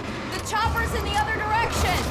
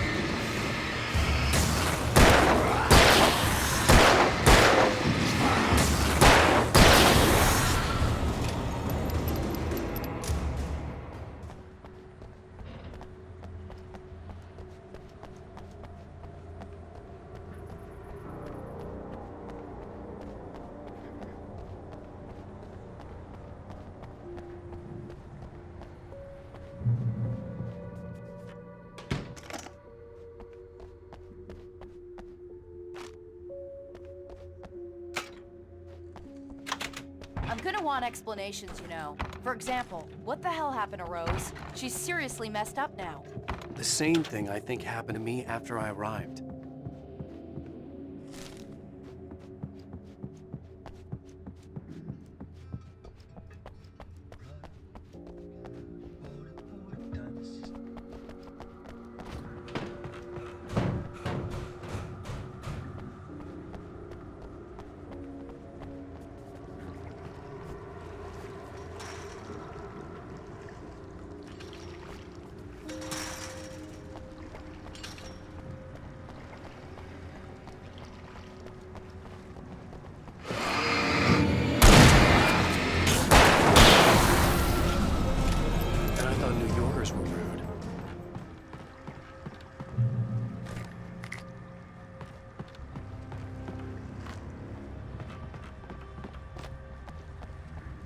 You have the right to exile and don't understand these rights.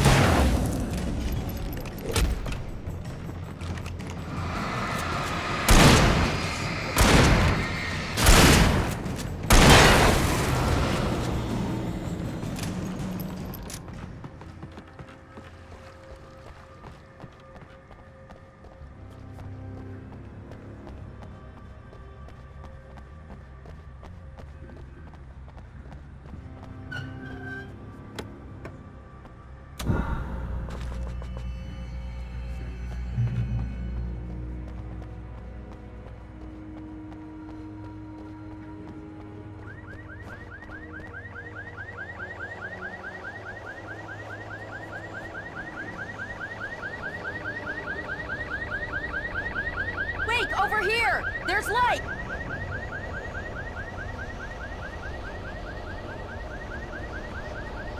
I have a key. Watch my back, Wade.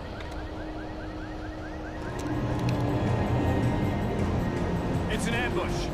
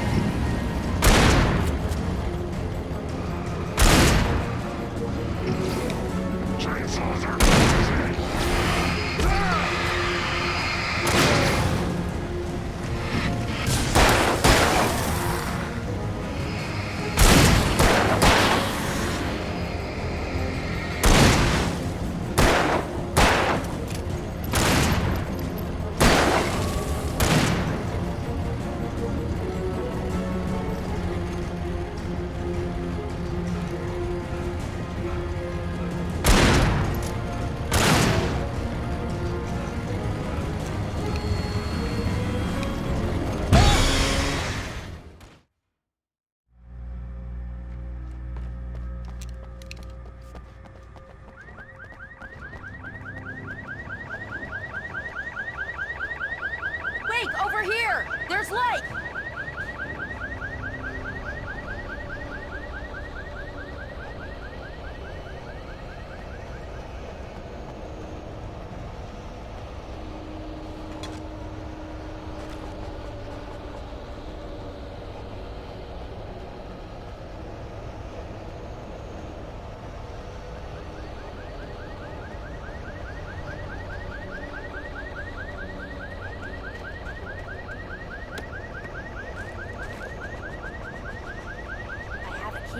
Watch my back, Wade.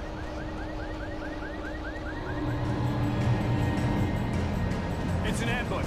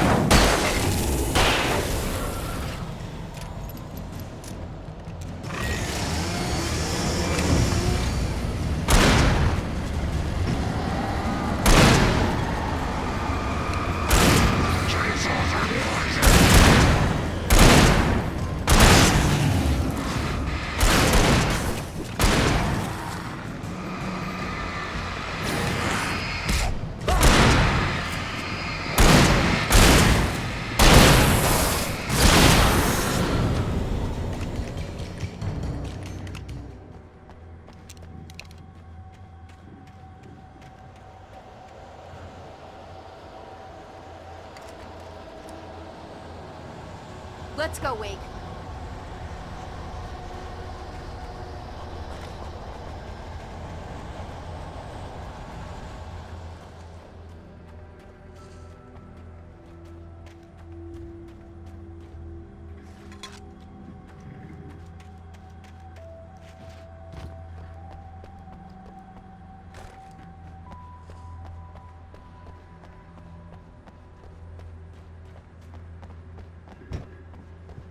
Okay, someone's messed with the fuse box here, but you should be able to jury-rig it while I find the keys. I already got electrocuted once today. How about I look for the keys and you get burned for a change? Fine. They should be in the clerk's office on the other side of the building, near the main entrance.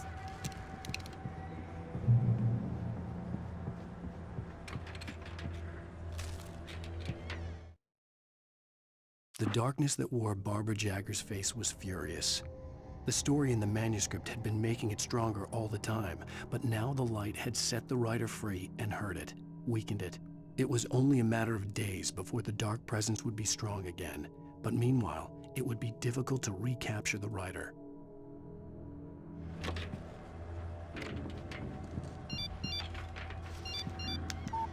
The message was from Barry.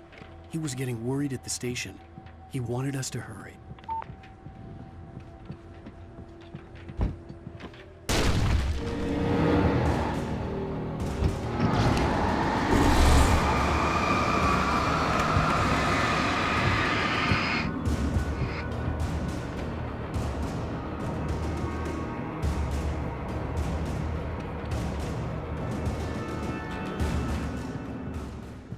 The keys aren't upstairs, Wake. I'm just gonna take a quick look.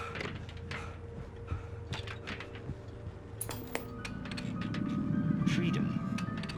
A fusion of vigilance, conscience, and uncompromising clarity of vision.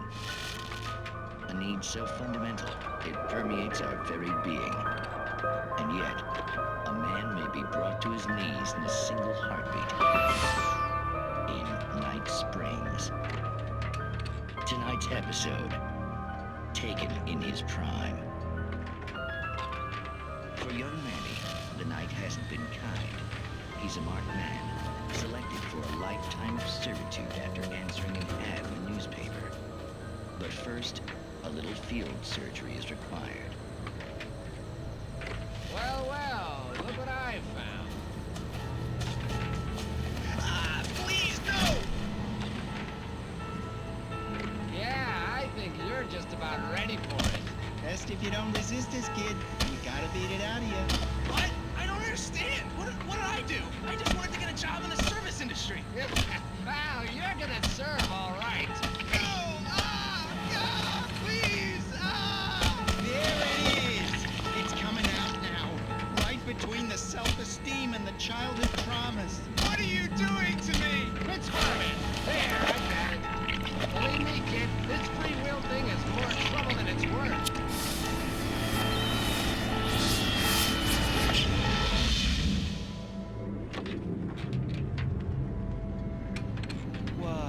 What was that? Oh, nothing for you to worry about, Manny. I don't know what I'm supposed to do. We'll tell you all about that. Don't you worry. Another vacant worker ant, birthed in fury and violence for the pleasure and convenience of ruthless and malicious men. Stranger things can happen in Night Springs.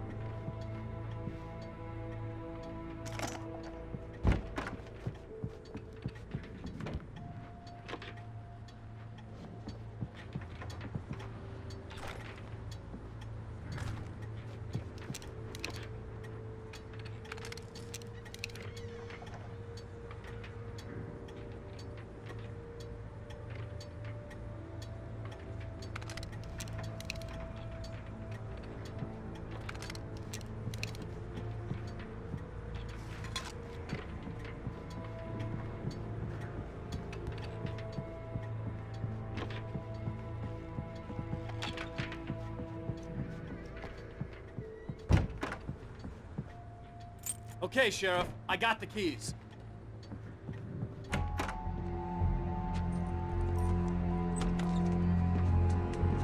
Barry? Why isn't he inside? Oh God! Oh God!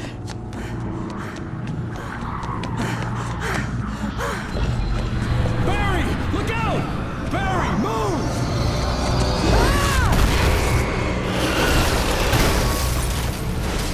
Barry! He made it inside, Wake. He's okay. The storefront's blocked. Come on, Wake, let's go around. We can meet him in the back.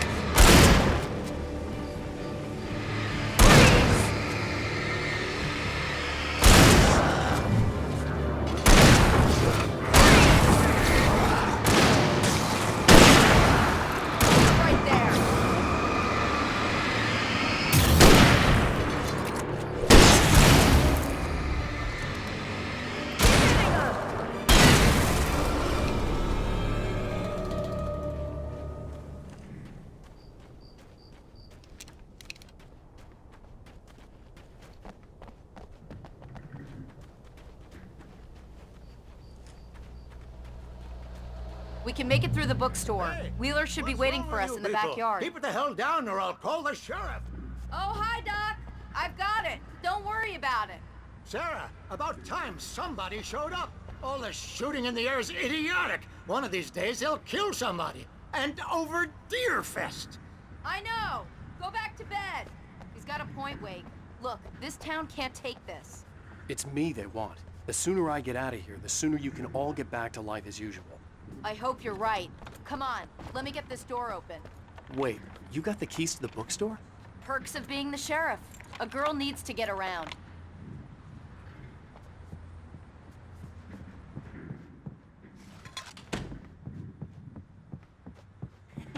They're really taking advantage of your presence here, Wake. I heard they're selling a lot of your Alex Casey books. Right now, I'm not a big fan of my own writing.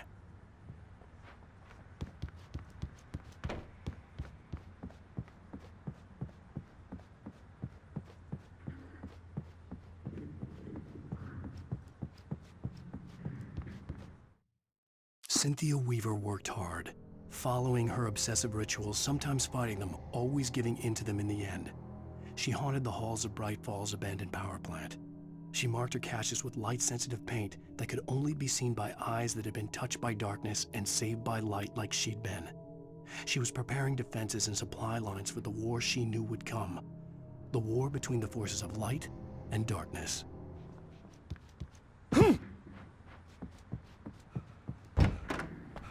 I don't see Barry. Look, Wake, maybe that's him. That's the way to the chopper.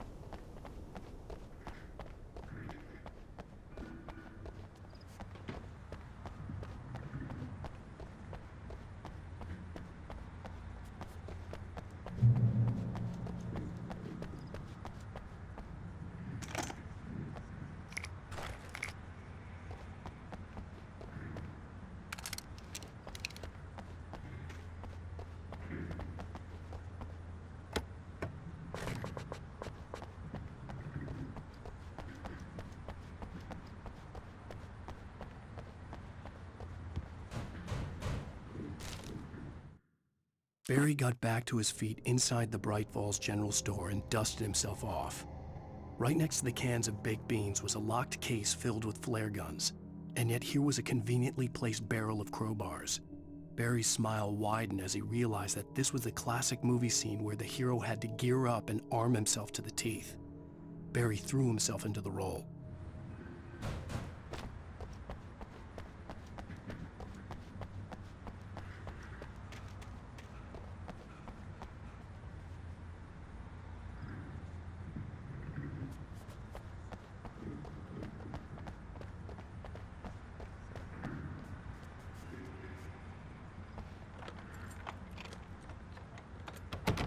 I'm gonna give Pastor Howard a piece of my mind about this lock. Ugh, I told him to get it fixed.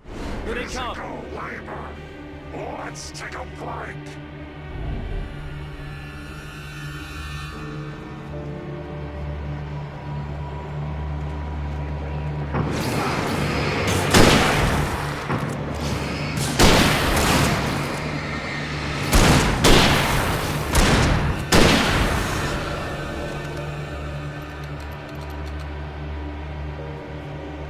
Omega-3 fatty acids are good for your heart.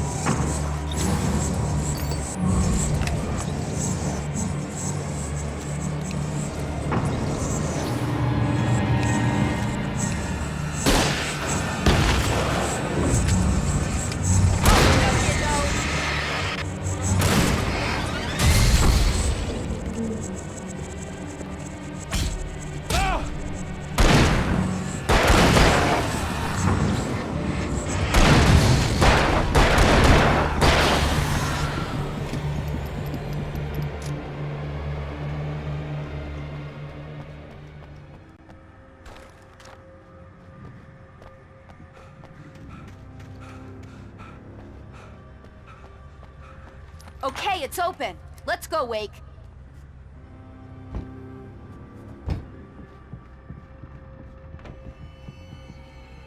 Wow.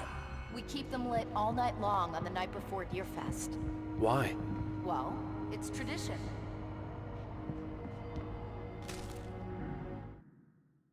For it to be free, the Dark Presence needed the writer to finish the story. Again and again, the story let it get frustratingly close to the writer without letting it capture him. It was bound by the events depicted in the manuscript, but it could pursue the writer indirectly, put others on the task, and stop those who would help him. It took over everything in its path, made them its puppets, and sent them after Alan Wake. We're almost there. We'll have to go through the basement to get to the parking lot. Yeah, there's no way going through the crypt will turn out to be a bad idea.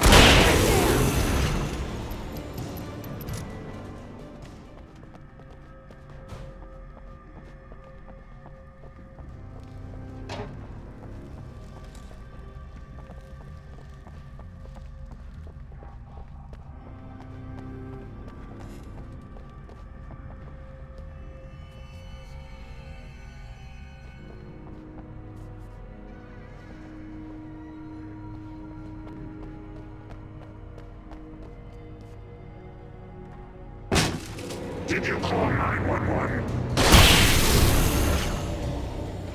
Guess that one saw the light, huh? You didn't like that one? A tough audience. Well, I got plenty more. What are the Christmas lights for? Protection, man! Like garlic against vampires? Vampires. The helicopter's just across the parking lot and up the hill. Come on!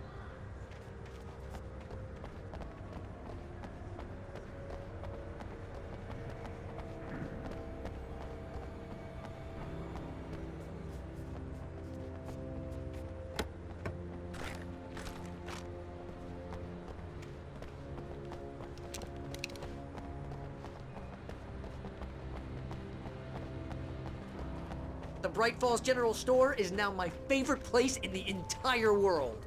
See this headlamp? It's like a superpower. I can just look at one of those things and they die. It's my flaming eye of Mordor.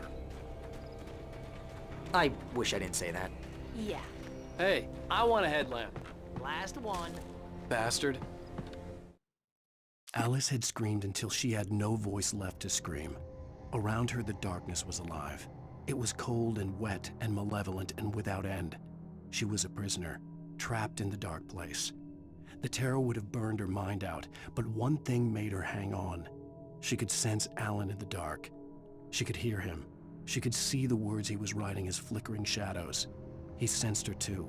He was trying to work his way to her.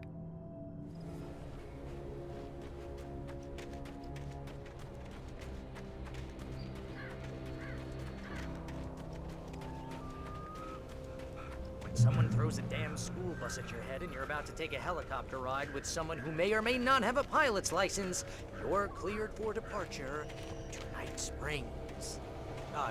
No offense, Sheriff.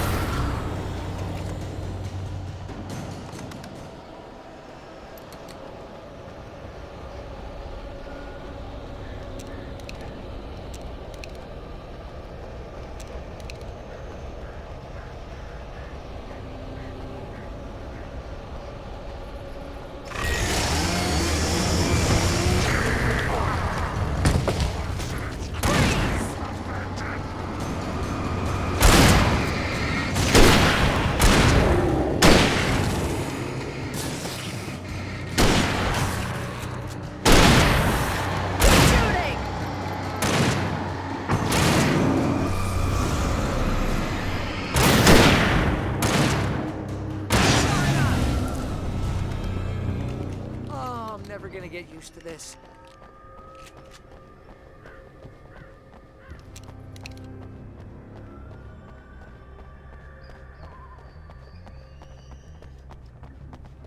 The helicopter's just up ahead.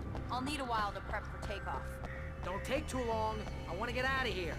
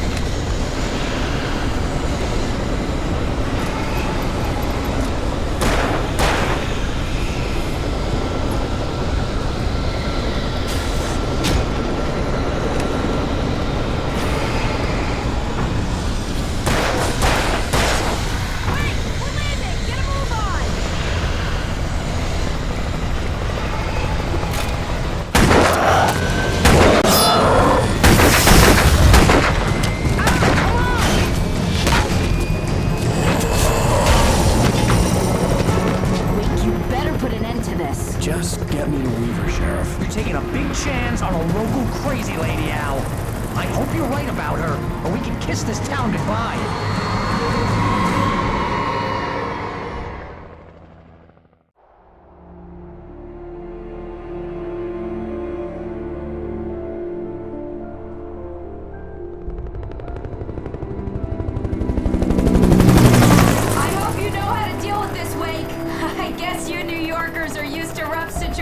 Like this. Right, the city's a war zone. King Kong, mutant alligators, and Alex Casey shoots the place up every weekend. Look, I never even carried a gun until a couple of days ago. Well, my dad used to be a cop there. Tells some pretty wild stories. Stuff like this? No, just normal bad stuff. Kinda like your books, Wake. I used to tease Dad that he was just like Alex Casey. You've read me. Oh, sure. You're a pretty good writer. A little heavy on the metaphors, maybe. Nobody's ever said that before. We're coming up on the power plant. See the lit building over there? And that's the dam further up the river. I can't land here. I'll take her down the road across the river. Just get me there, Sheriff.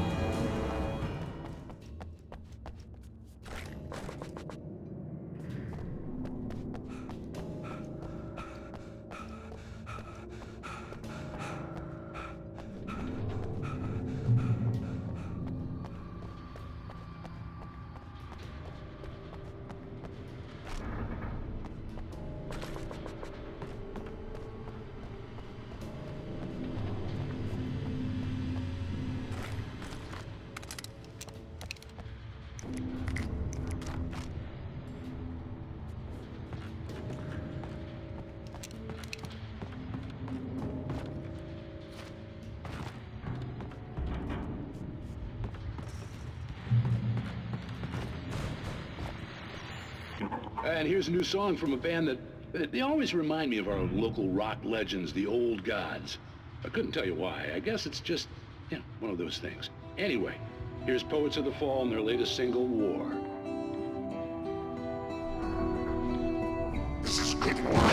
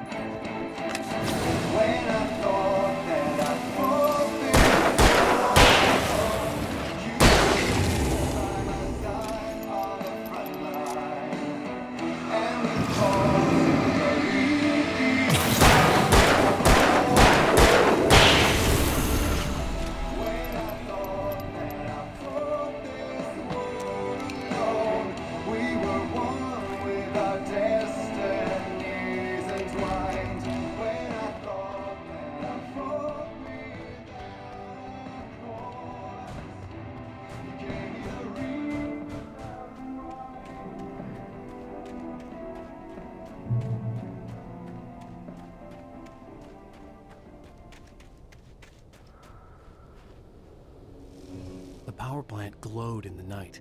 It was close, but I had to find a way across.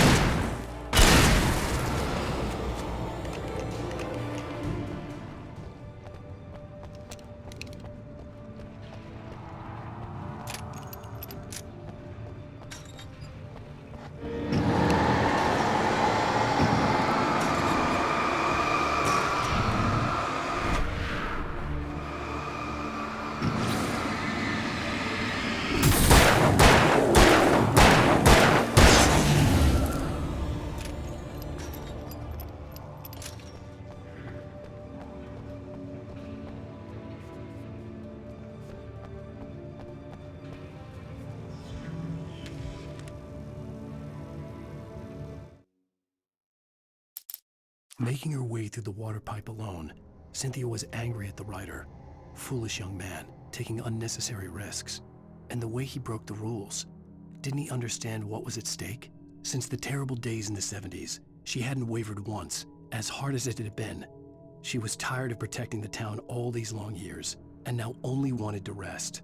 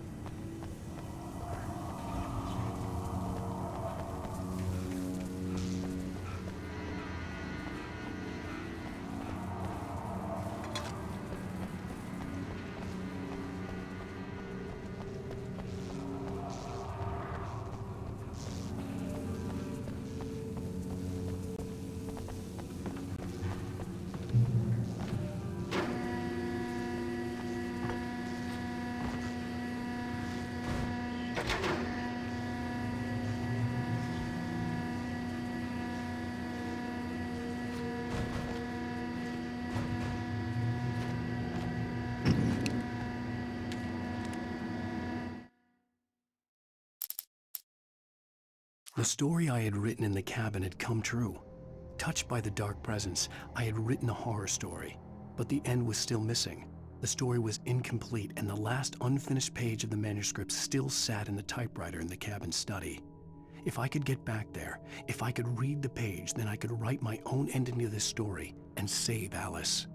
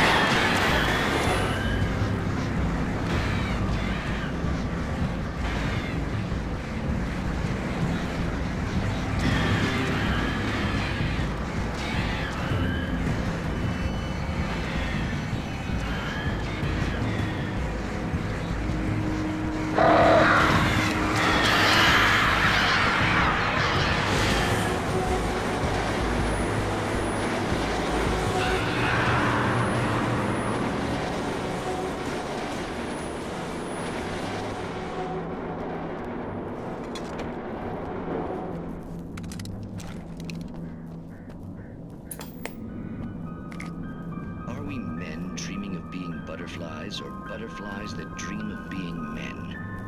Such philosophical concerns are by necessity abstract.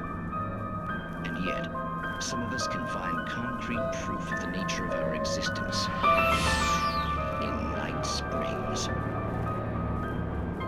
Tonight's episode, an absence of creativity.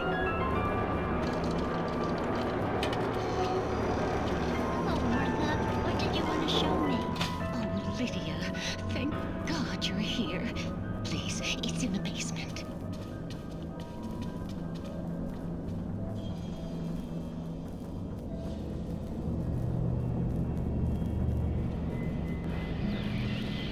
Oh, Martha. Oh, that's amazing. Isn't it just? I found it here this morning.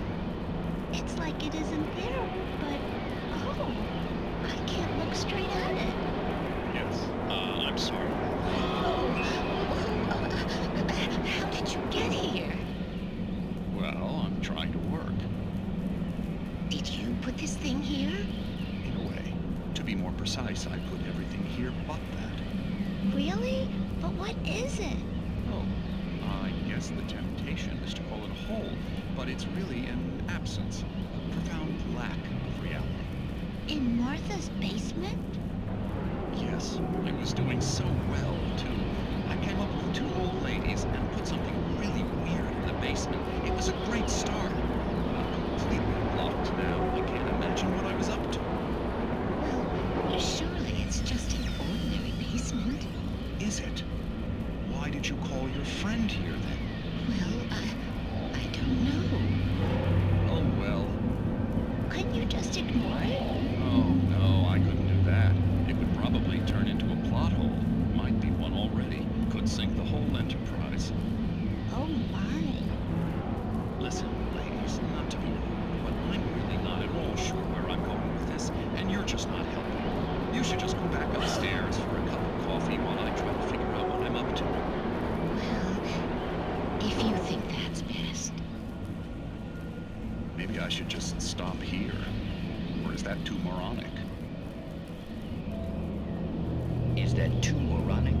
Indeed. Who can tell?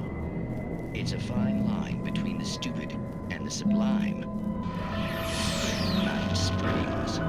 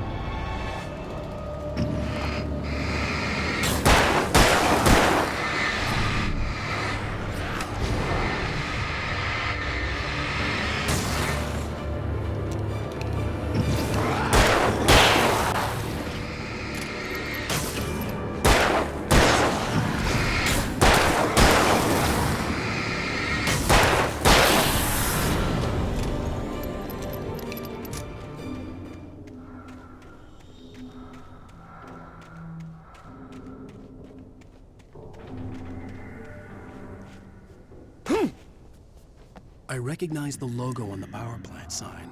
I'd seen a version of it painted all over the area, signifying hidden caches of supplies.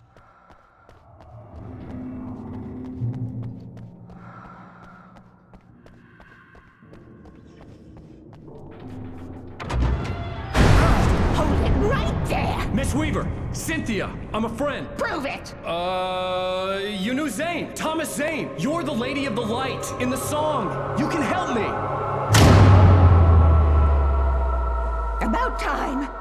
Young man, I've been waiting a very long time for you.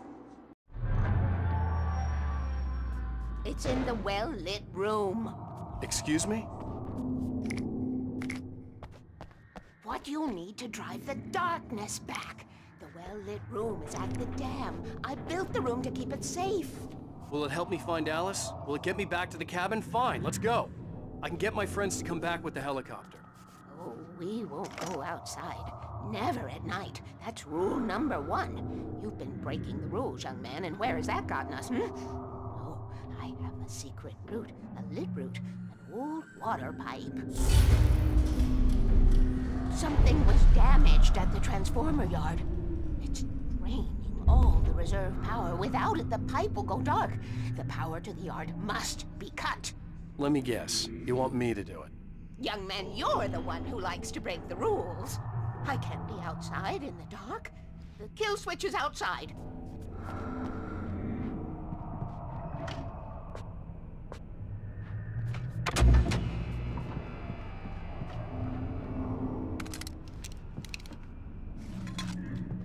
I have been preparing for these times, the dark tides. You have found my caches, haven't you? You can see the signs. Very few people can. Yes, please, take what you need. This is all for you, for the likes of us. We do Tom's work, don't we? Hurry! The switch is on the wall facing the shore.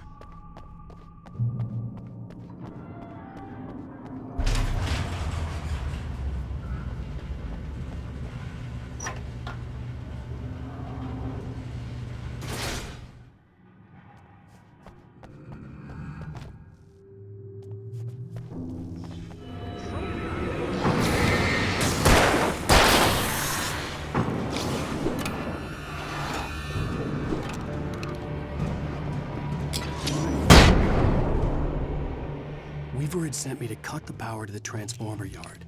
I was willing to do grunt work for her to get her to help me. I hoped Weaver was dependable. I'd stumbled into this crazy world a little over a week ago. She had been living this insanity for decades.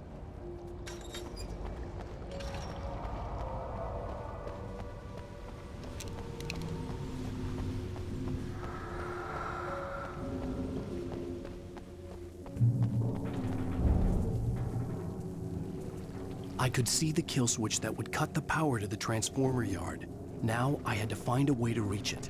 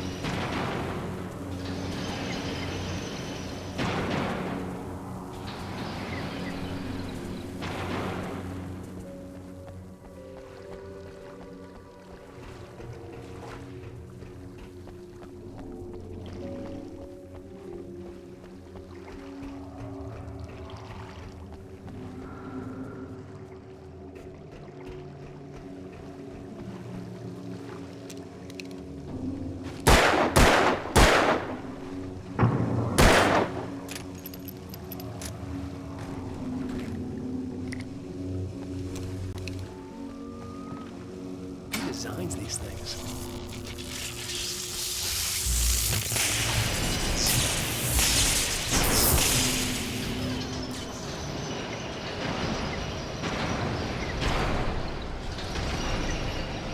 Transform the yard with dark and damp. Weaver's water pipe passage should now be good to go.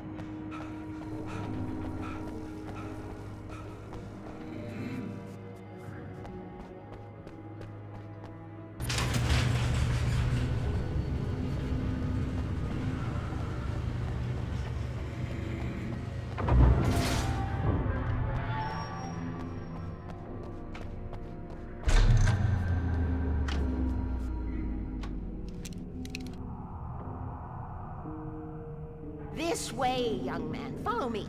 Come, the pipe's empty now. We're ready to go. This way. We need to go. I knew them both, Tom and Barbara. I had such a crush on him. Such a beautiful man. I was jealous. There was a part of me that was maybe a little glad when she had the accident. And then Tom started writing and woke the darkness up. He tried to bring her back, but you can't do that. There are no free rides like that. I'm starting to realize that. In that case, young man, perhaps you're a smarter man than Tom was. The witch looked like her, but it wasn't. Barbara was sweet. He didn't understand until it was too late. He tried to undo it, wrote himself, her, everything he'd ever written out of the world. Oh, he was so famous. And afterward, no one knew. Oh, Tom. He left only one thing behind in my care, in case it happened again. Insurance. He trusted me. Or perhaps used me a little. Tom knew how I felt. Knew I wouldn't refuse him. I built the well-lit room and put it there. It's been waiting for you. We are characters trapped in a story you have written, and none of us will survive to see the end of it if the darkness isn't stopped. She'll twist the story to her own dark ends. How do you know all this? Tom, that's the way he wrote it. He still talks to me, in television, from beyond, from below. We have both been touched by the darkness, young man. He saved us both with light, but the darkness stays with you. Leaves a stain. This pipe will take us directly to the well-lit room. Okay, I need to call my friends, tell them where we're going. Hello? Al! Barry, we're headed to the dam in one of the pipes. Meet us there. Okay, I'll tell Sarah. It's Sarah now? Whoa! No! For the sweet love of...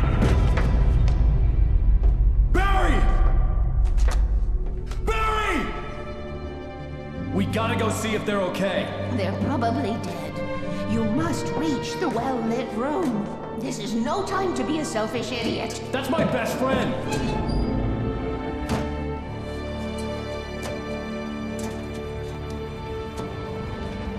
Well, be a fool. I'll use the pipe. I'll meet you at the dam if you make it.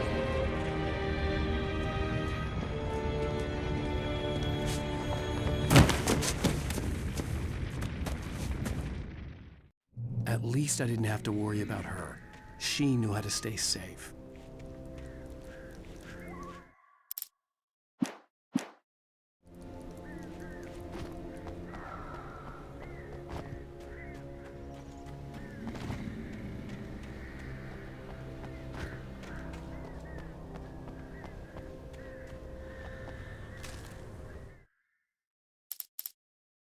Sarah was almost starting to relax. Maybe they could turn this into a win yet.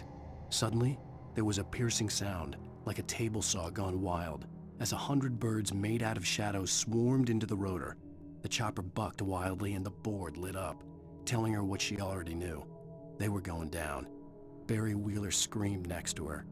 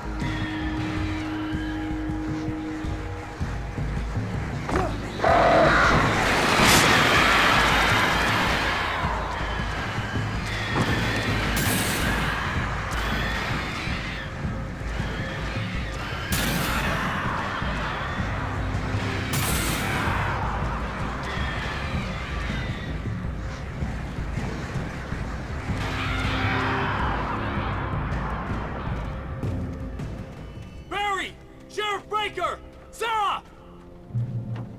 The crash site looked bad, but as far as I could tell, the wreck was empty.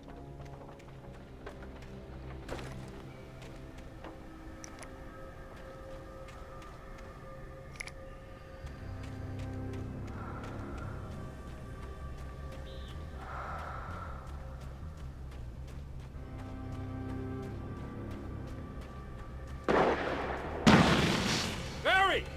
Barry!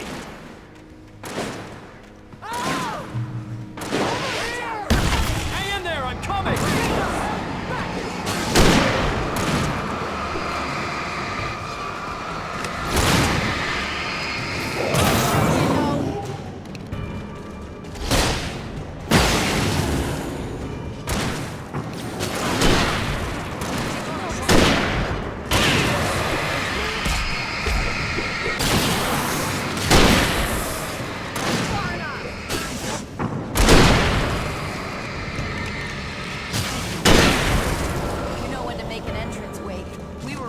look like Butch Cassidy and the Sundance Kid.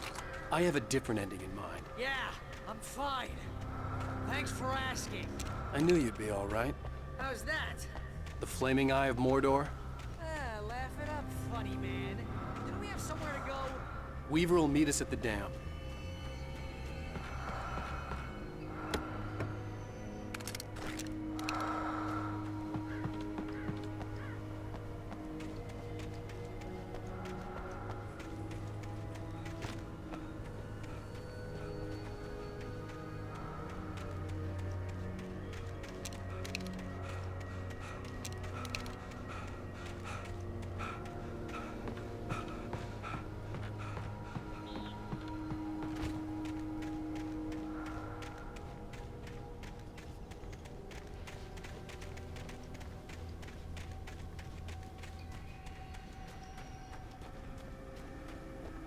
When you spend most of your night running uphill while a crazy bunch of demon hicks try to take your head off with an axe, you know your helicopter crash landed in Night Springs. We made it! We made it!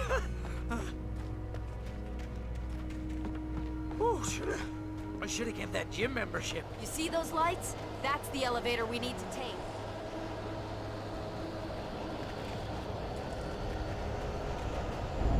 You can't be a good mind. What the hell is that thing?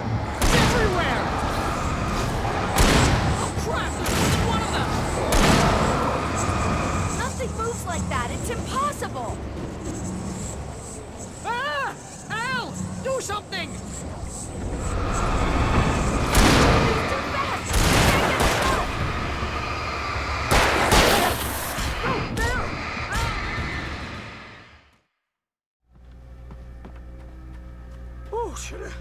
I should have kept that gym membership. But Al, we're safe in the light.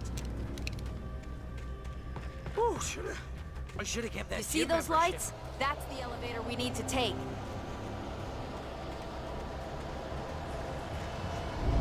You can't be a good mind. What the hell is that thing? It's everywhere. Oh crap! There's more than one of them. Nothing moves like that. It's impossible. Ah! Al! Do something! He's too fast. I can't get a shot. No, there! Al, they're all over the place! How many of them are there? Where'd that one go? Ah, this can't be happening!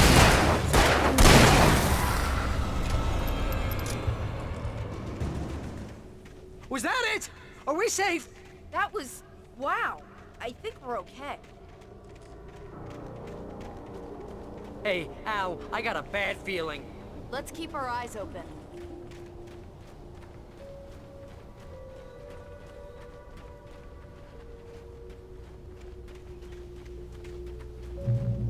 Oh, I can't take much more of this. I don't really want to do this, Al. Wait, call the elevator. I'm keeping watch. I think I hear something moving around.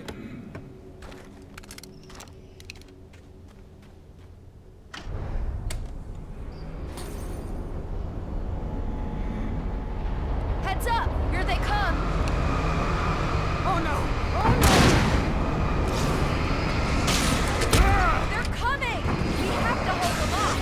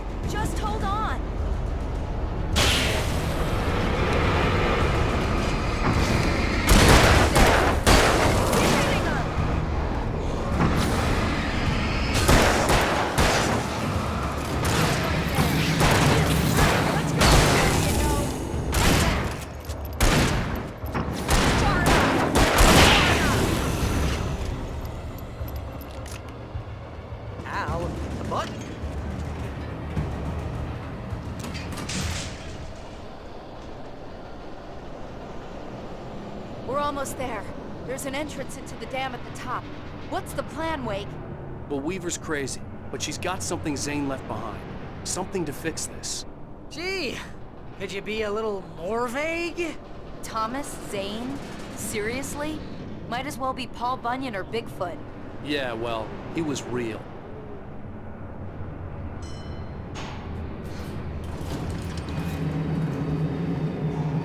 Let's be careful, okay? Oh, jeez, I hate this.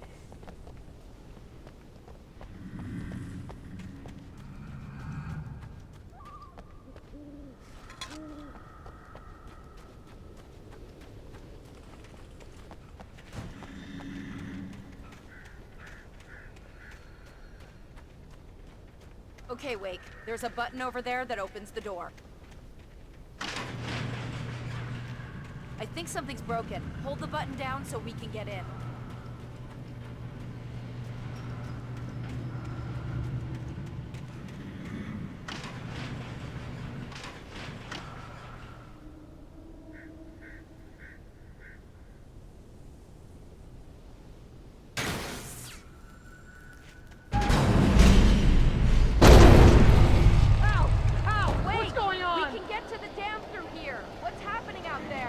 You guys go ahead and find Weaver.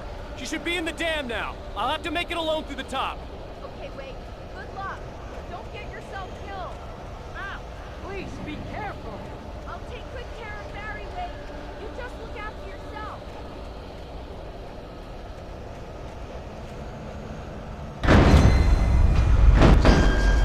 You gotta be kidding me.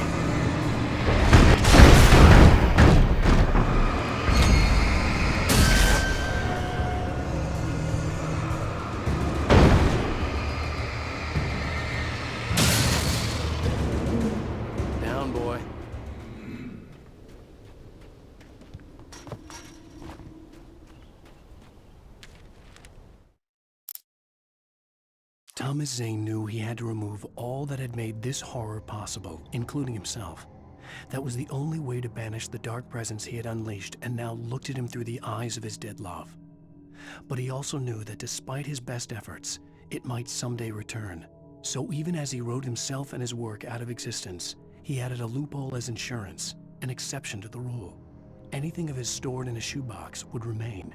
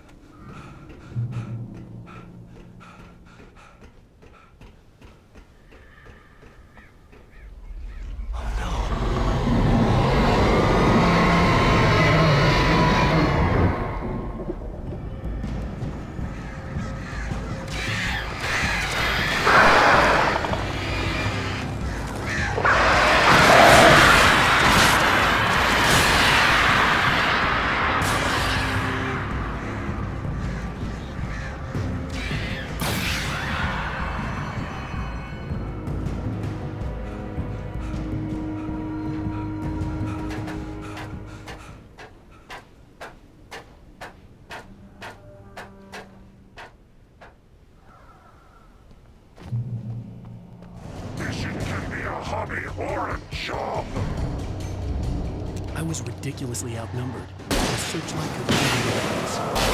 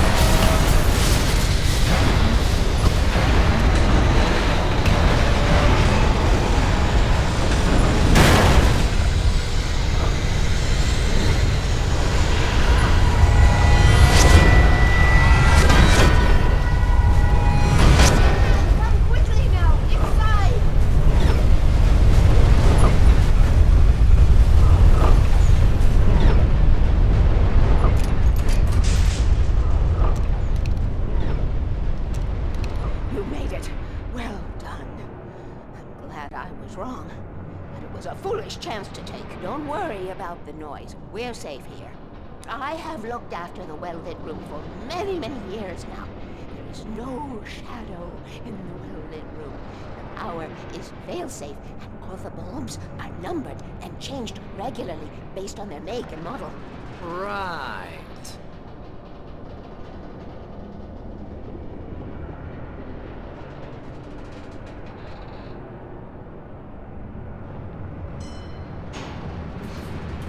There's an old army base at Raincoat Point, north of here. It was active during the Second World War. They operated here back then. They must have built this. Yes, they did. It's my place now.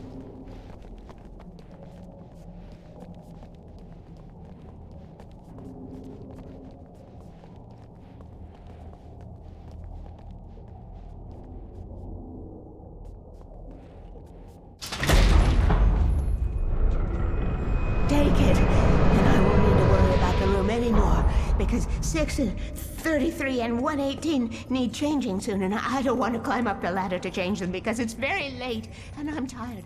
And if you take it, I won't have to do that anymore. The page was autobiographical, a memory from my childhood. But I didn't write this. It was a page written by Thomas Zane. None of them were supposed to exist anymore. Alan, 7 years old, would fight sleep to the bitter end. When he did sleep, he soon woke up, screaming, the nightmares fresh in his mind. One evening, his mother, sitting by his bed, offered him an old light switch. She called it the clicker, and flicking the switch would turn on a magical light that would drive the beast away. To imbue the talisman with all possible power, she added that it had been given to her by Alan's father. Alan never knew him, and anything of his took on mythical proportions in his mind. With the clicker firmly in his hand, Alan finally slept like a baby. Now, almost 30 years later, Alan thought of this as he stood on the rim of Cauldron Lake, the clicker in his hand. He took a deep breath and jumped. My mind swirled. I'd given the clicker to Alice, yet it was here. Zane had written it into existence in a story I had written.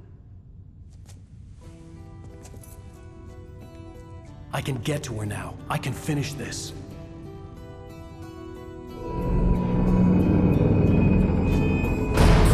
Remember standing on a broken field, white crippled wings beating the sky, the harbingers of war with the nature revealed, and our chances flowing by. If I can let the memory heal, I will remember you with me on that field. When I thought that I fought this war alone, you were there by my side on the front line. When I thought that I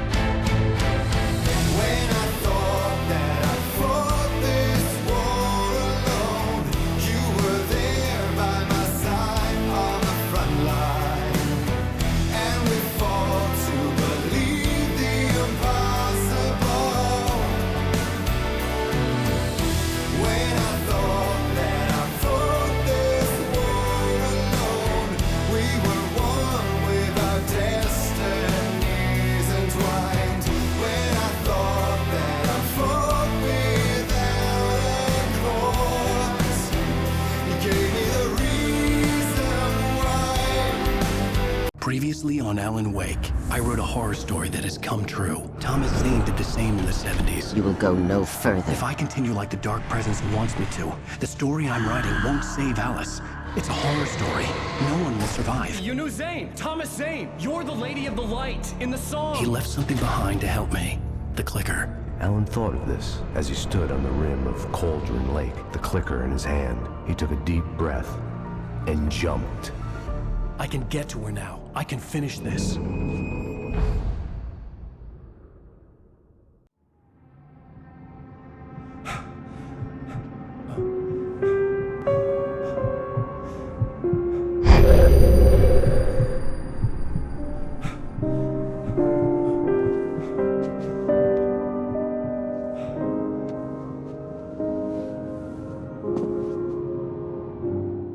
I had a hangover. My head was about to explode and the light hurt my eyes. I needed my sunglasses and painkillers to dull the pain. In one of my finer moments of self-deception, I swore to quit drinking.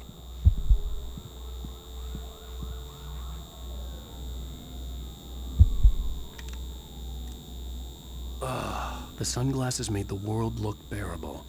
Now I could keep my eyes open without feeling like a vampire in the sun.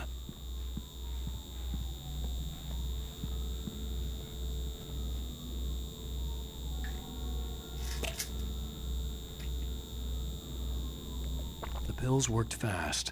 The prospect of being awake started to seem bearable again. There was a message waiting for me on the machine.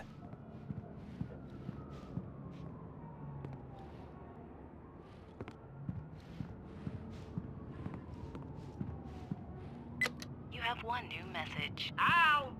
Are you still asleep? Wakey, wakey! You should have your show on your TiVo. If Alice wasn't too mad to record it. As she called me earlier and really chewed me out. Yeah, we went a little overboard last night. But parties are a part of this business. Al, look, I'm saying this as your friend.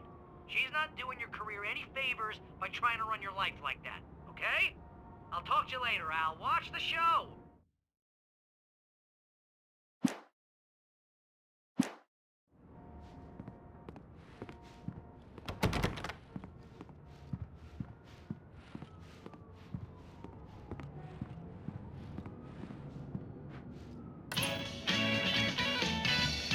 Ladies and gentlemen, welcome back to the Harry Gallic Show. Thank you. Thank you, everybody. We have a great show tonight. I've been talking with the best-selling author Alan Wake about his new book, The Sudden Stop. Yeah, good read. Go buy it. No, it is a good read. Look, I'm gonna be honest here. Is that wise? No, but I'm gonna do it anyway. I got people who give me the lowdown on books. I'm a busy guy. But this one, I actually read from cover to cover. I mean, I'm a big fan. Wow, thanks.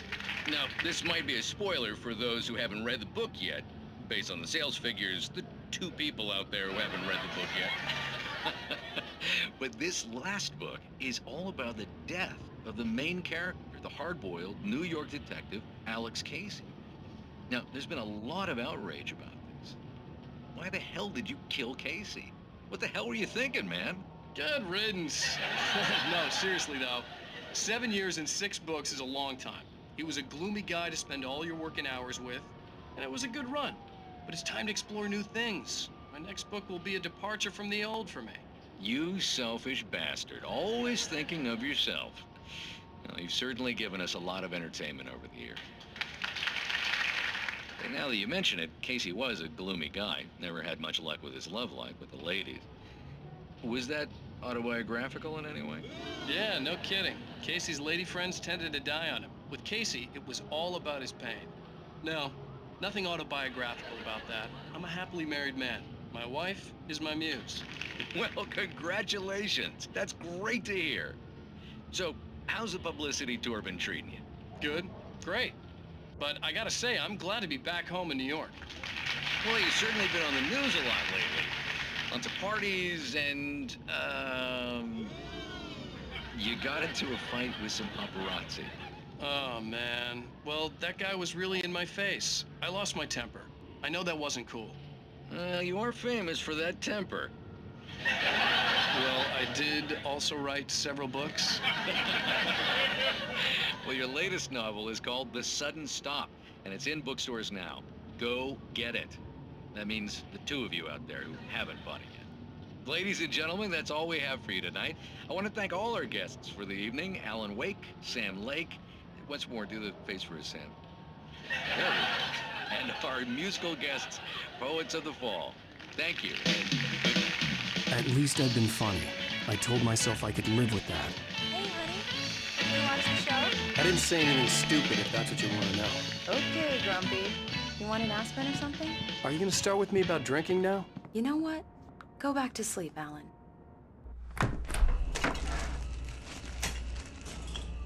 What? Now you can't even talk to me? Well, this morning I was angry because you said you'd be home at midnight and you showed up at 7 a.m. and passed out in mid-sentence. Now I'm over it.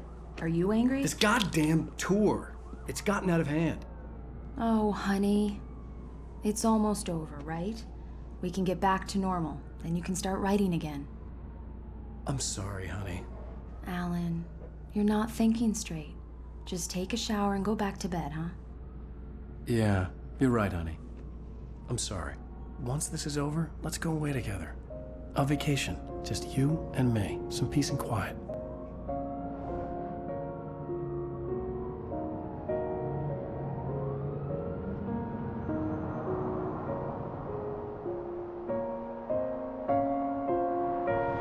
Somehow, the clicker was the key to the cabin.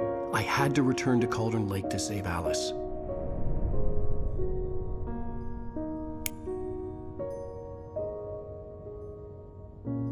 I'm going back to the lake to finish this. I'm going to write an ending to the story in the manuscript on my own terms, to make it all right. Why can't you just write it here? The last page is still in the typewriter. I need to read it first. Everything needs to be just right. Zane tried to cut some corners, and it didn't end well. Okay, ready when you are. I'm sorry, Sarah, but I need to do this alone. Barry, take her gun. Miss Weaver, close the door when I leave.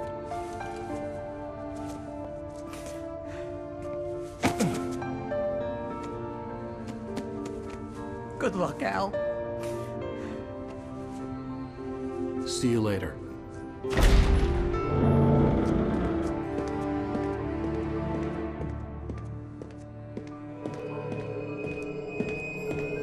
When I got out, it was warm and sunny. I'd flicked the switch of the clicker. Had it done this? I didn't stop to question it. I had to take advantage of the sunlight to get to the lake. On Zane's page, I'd stood on the rim of Cauldron Lake, about to use the clicker. That's where I was headed.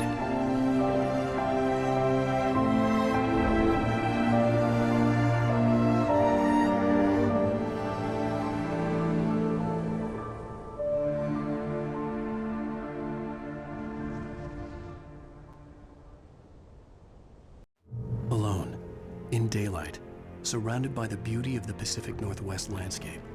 It was hard not to let doubt creep in one last time. I could still chalk everything up to a dream, a delusion. I had enough imagination to make up something like this, having been in the cabin all this time, trapped in a story inside my head, gone mad from grief over Alice's death like Hartman had claimed. There would be no way of knowing. I told myself it didn't really matter. My course was set.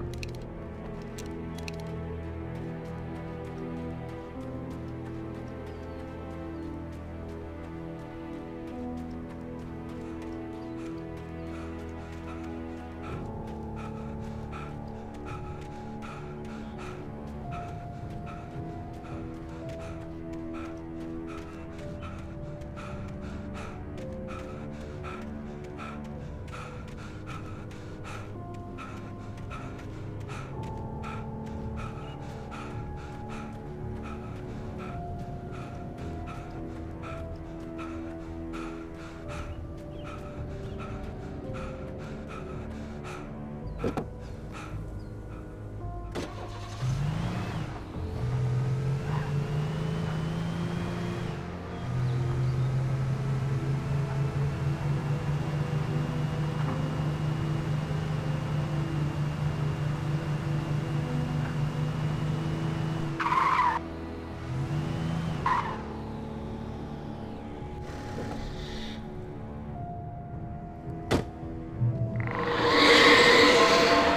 darkness had touched me.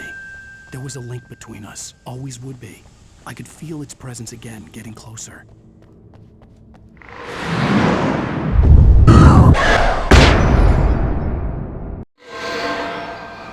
I will kill your wife.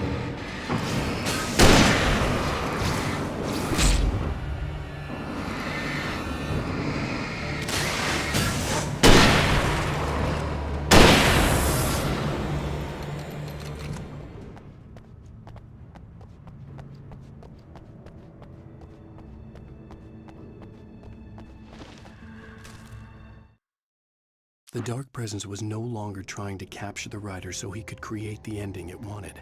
The writer knew too much. He was too strong. And he carried a weapon left behind by Thomas Zane, something that could hurt it.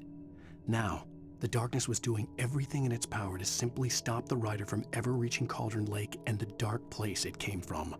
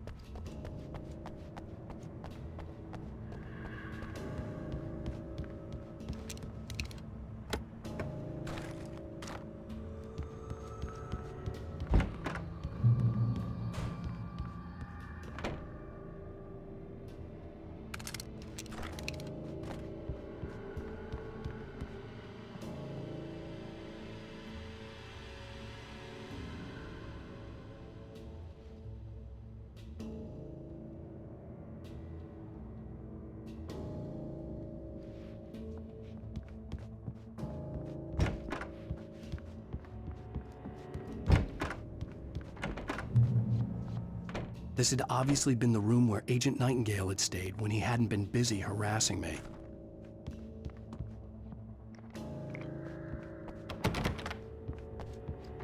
Look after yourself and your co-workers! Could have fooled me, pal.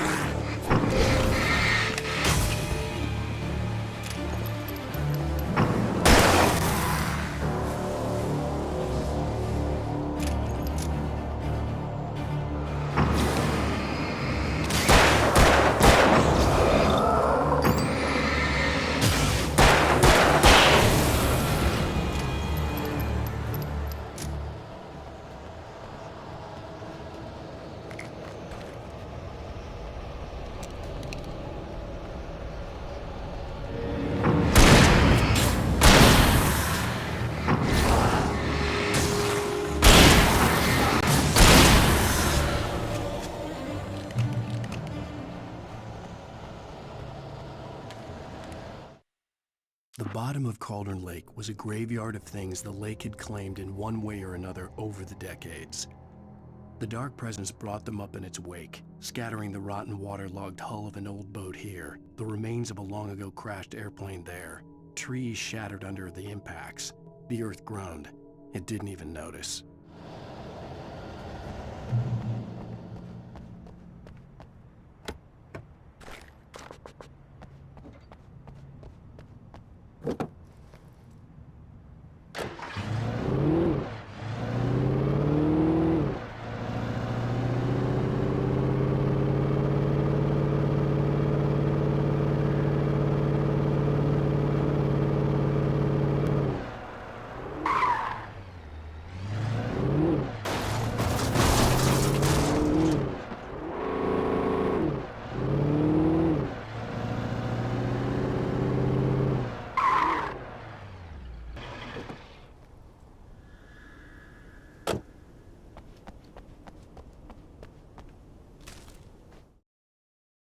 In the end, Barry wasn't going to shoot Sarah.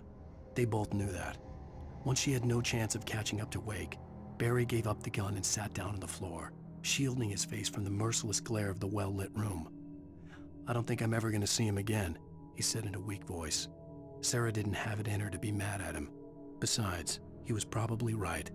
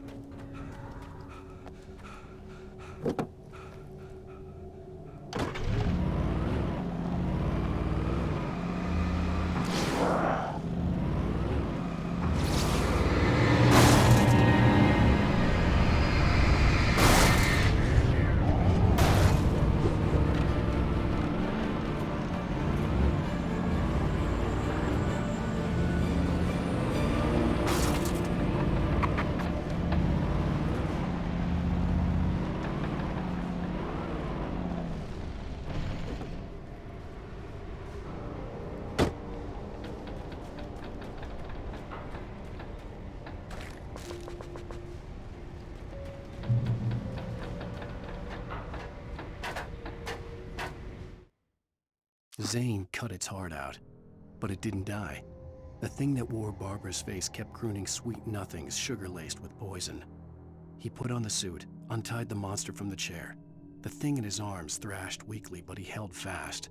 He stepped outside, off the pier, and into the dark water, a sinking pinprick of light descending toward a bottom that never came.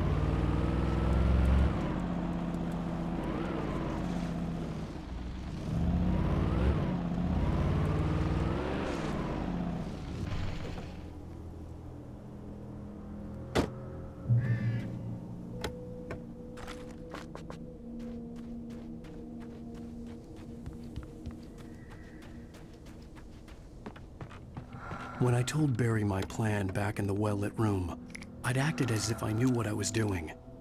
I didn't. I was operating on the shifting logic of a dream. I had to fight my way to the lake through the horrors of the night. I had to flick an old battered light switch imbued with childhood magic. I had to write a happy ending to a horror story. I had to save my wife from the dark prison she was being held in.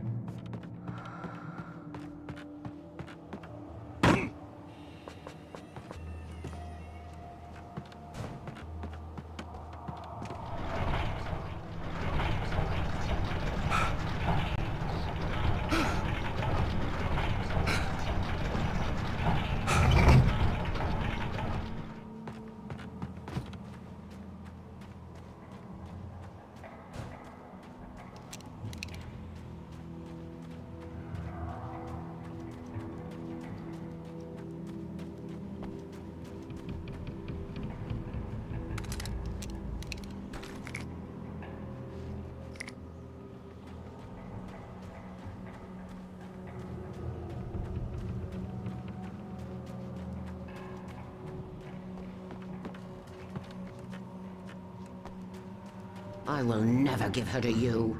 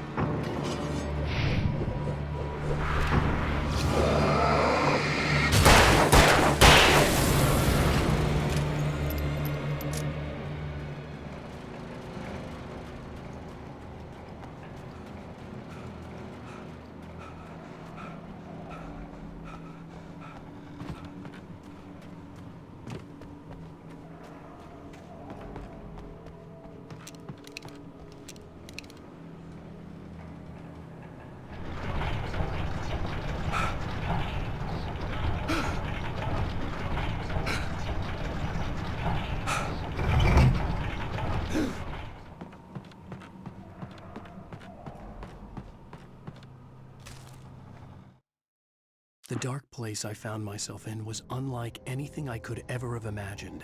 It wasn't solid. It flowed. It was conceptual and subjective. For someone else, an artist in another field, it would have been very different. I could sense the story of the manuscript all around me, the words and ideas floating in the air, poised to become real.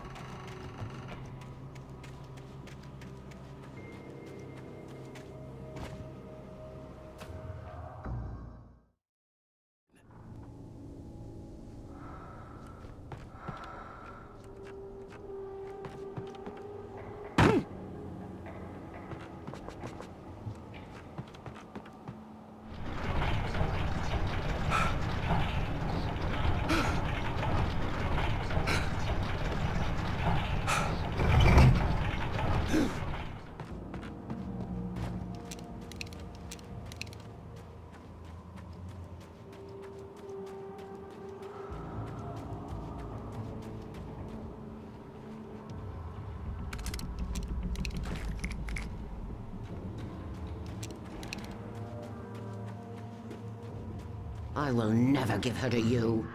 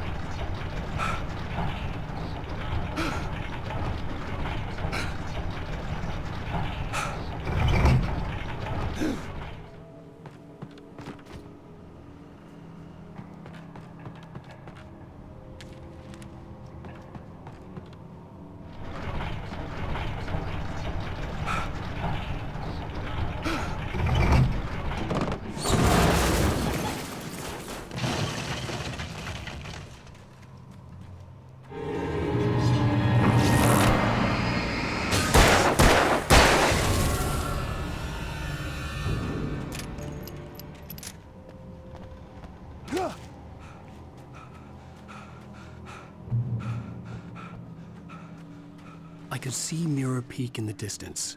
That's where Cauldron Lake was.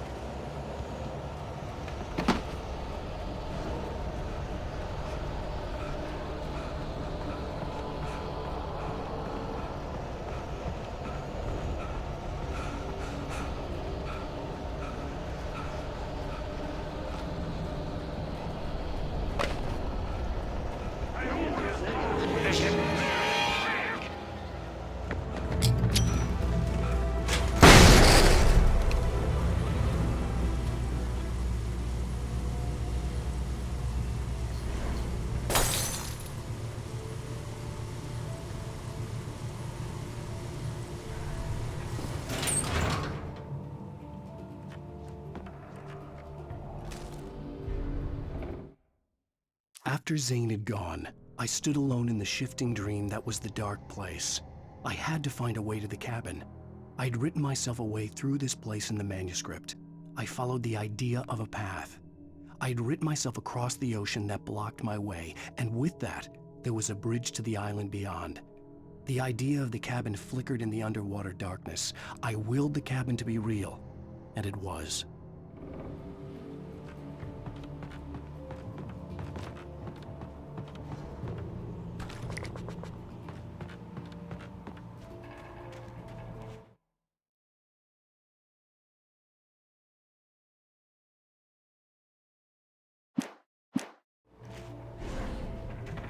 Turn back now.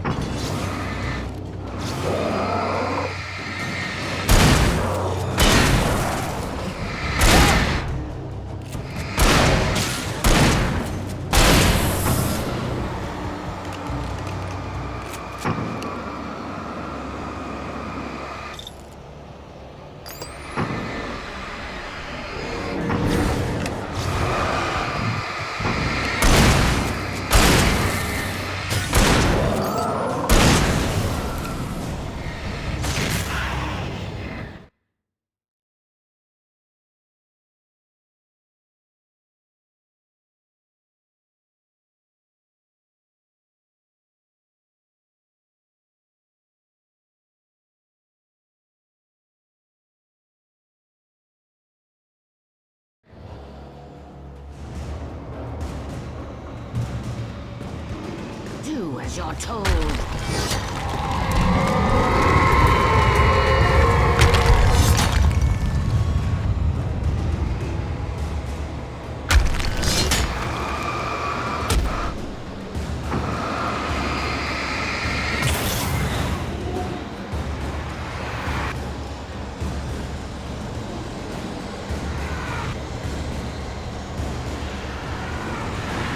She never loved you.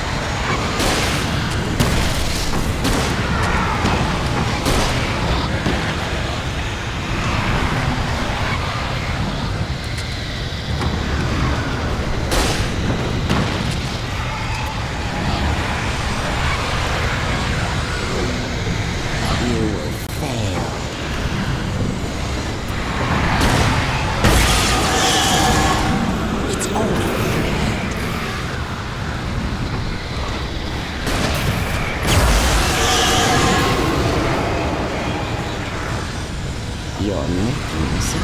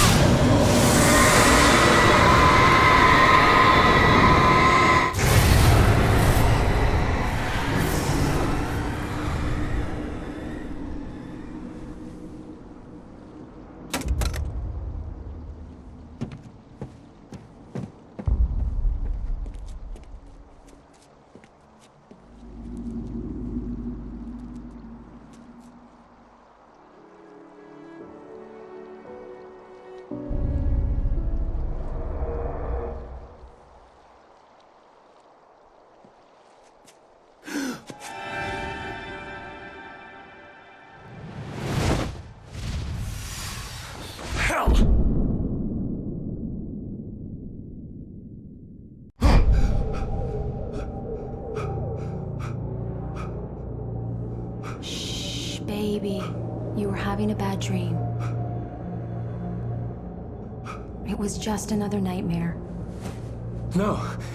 Everything's fine. You're home. It wasn't a dream. Everything's fine. Turn the lights on. Turn the lights on! Shh, baby. The power's out. There's no light. Come back to bed and I'll make you forget all about your fear in the dark. My fear? It's your fear. Why aren't you afraid? You're not Alice. Turn the lights on now. Where's the clicker? What did you do with it? Alan, you're scaring me now. Come back to bed. Have you taken your pills? Do you want me to call Dr. Hartman? Come back to bed, Alan. Come back to bed, Tom.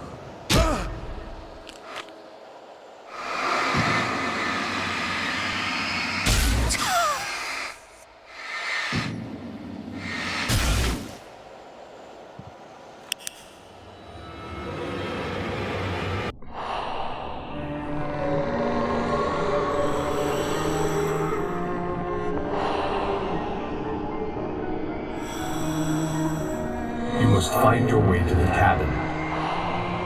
It stands in your way. It won't let you pass. It has no heart. It's filled with darkness. You must fill its heart with light.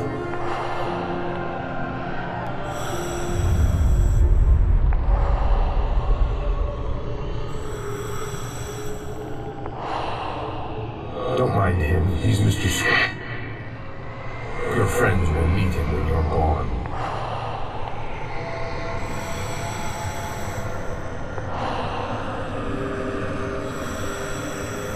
Use the clicker.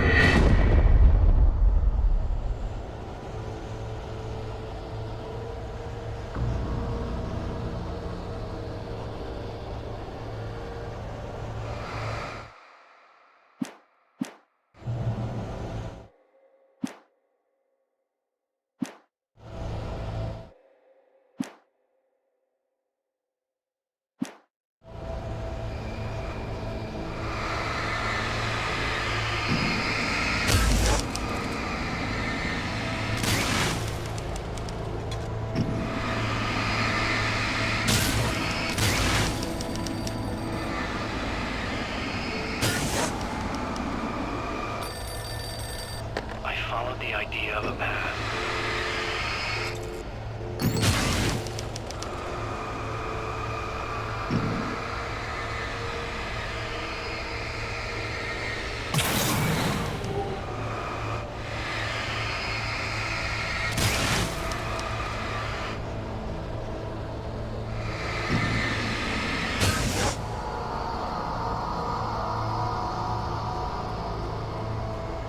I'm leaving you.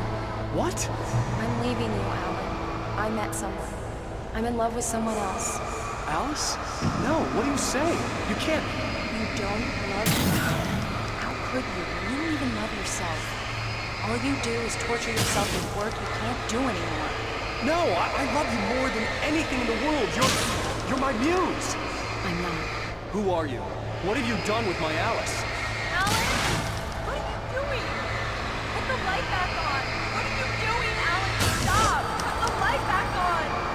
wasn't true. Nothing like that had ever happened. I had written myself across the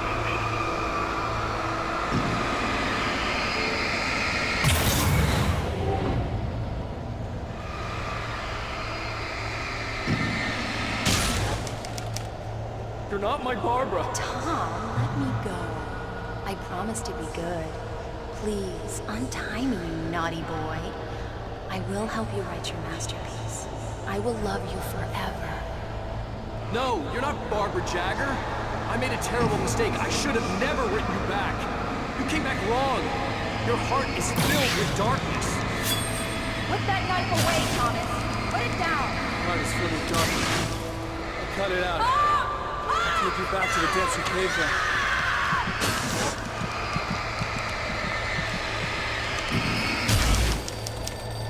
Filled with darkness.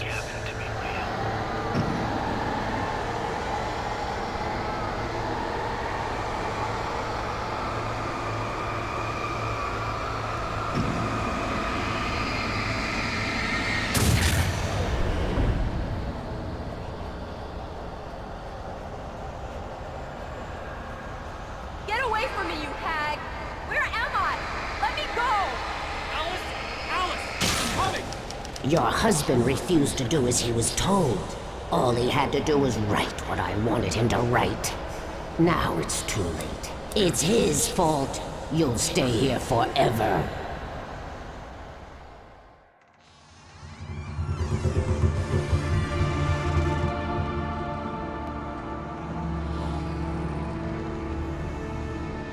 Now you will never get her back.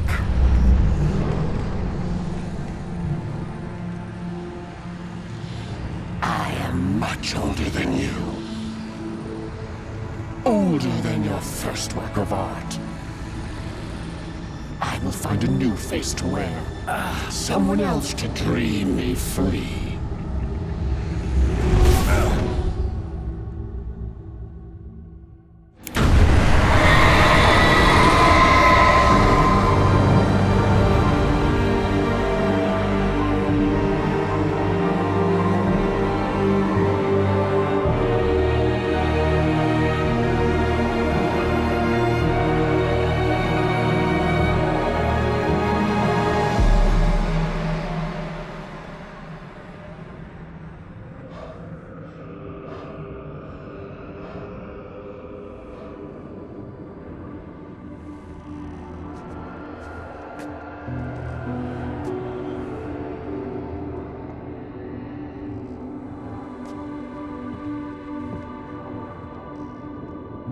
I could feel Alice's presence close by. I understood what I had to do now. I knew how to write the ending to Departure. There's light and there's darkness. Cause and effect. There's guilt and there's atonement. But the scales always need to balance. Everything has a price. That's where Zane had gone wrong. There's a long journey through the night back into the light. Alice? Alice?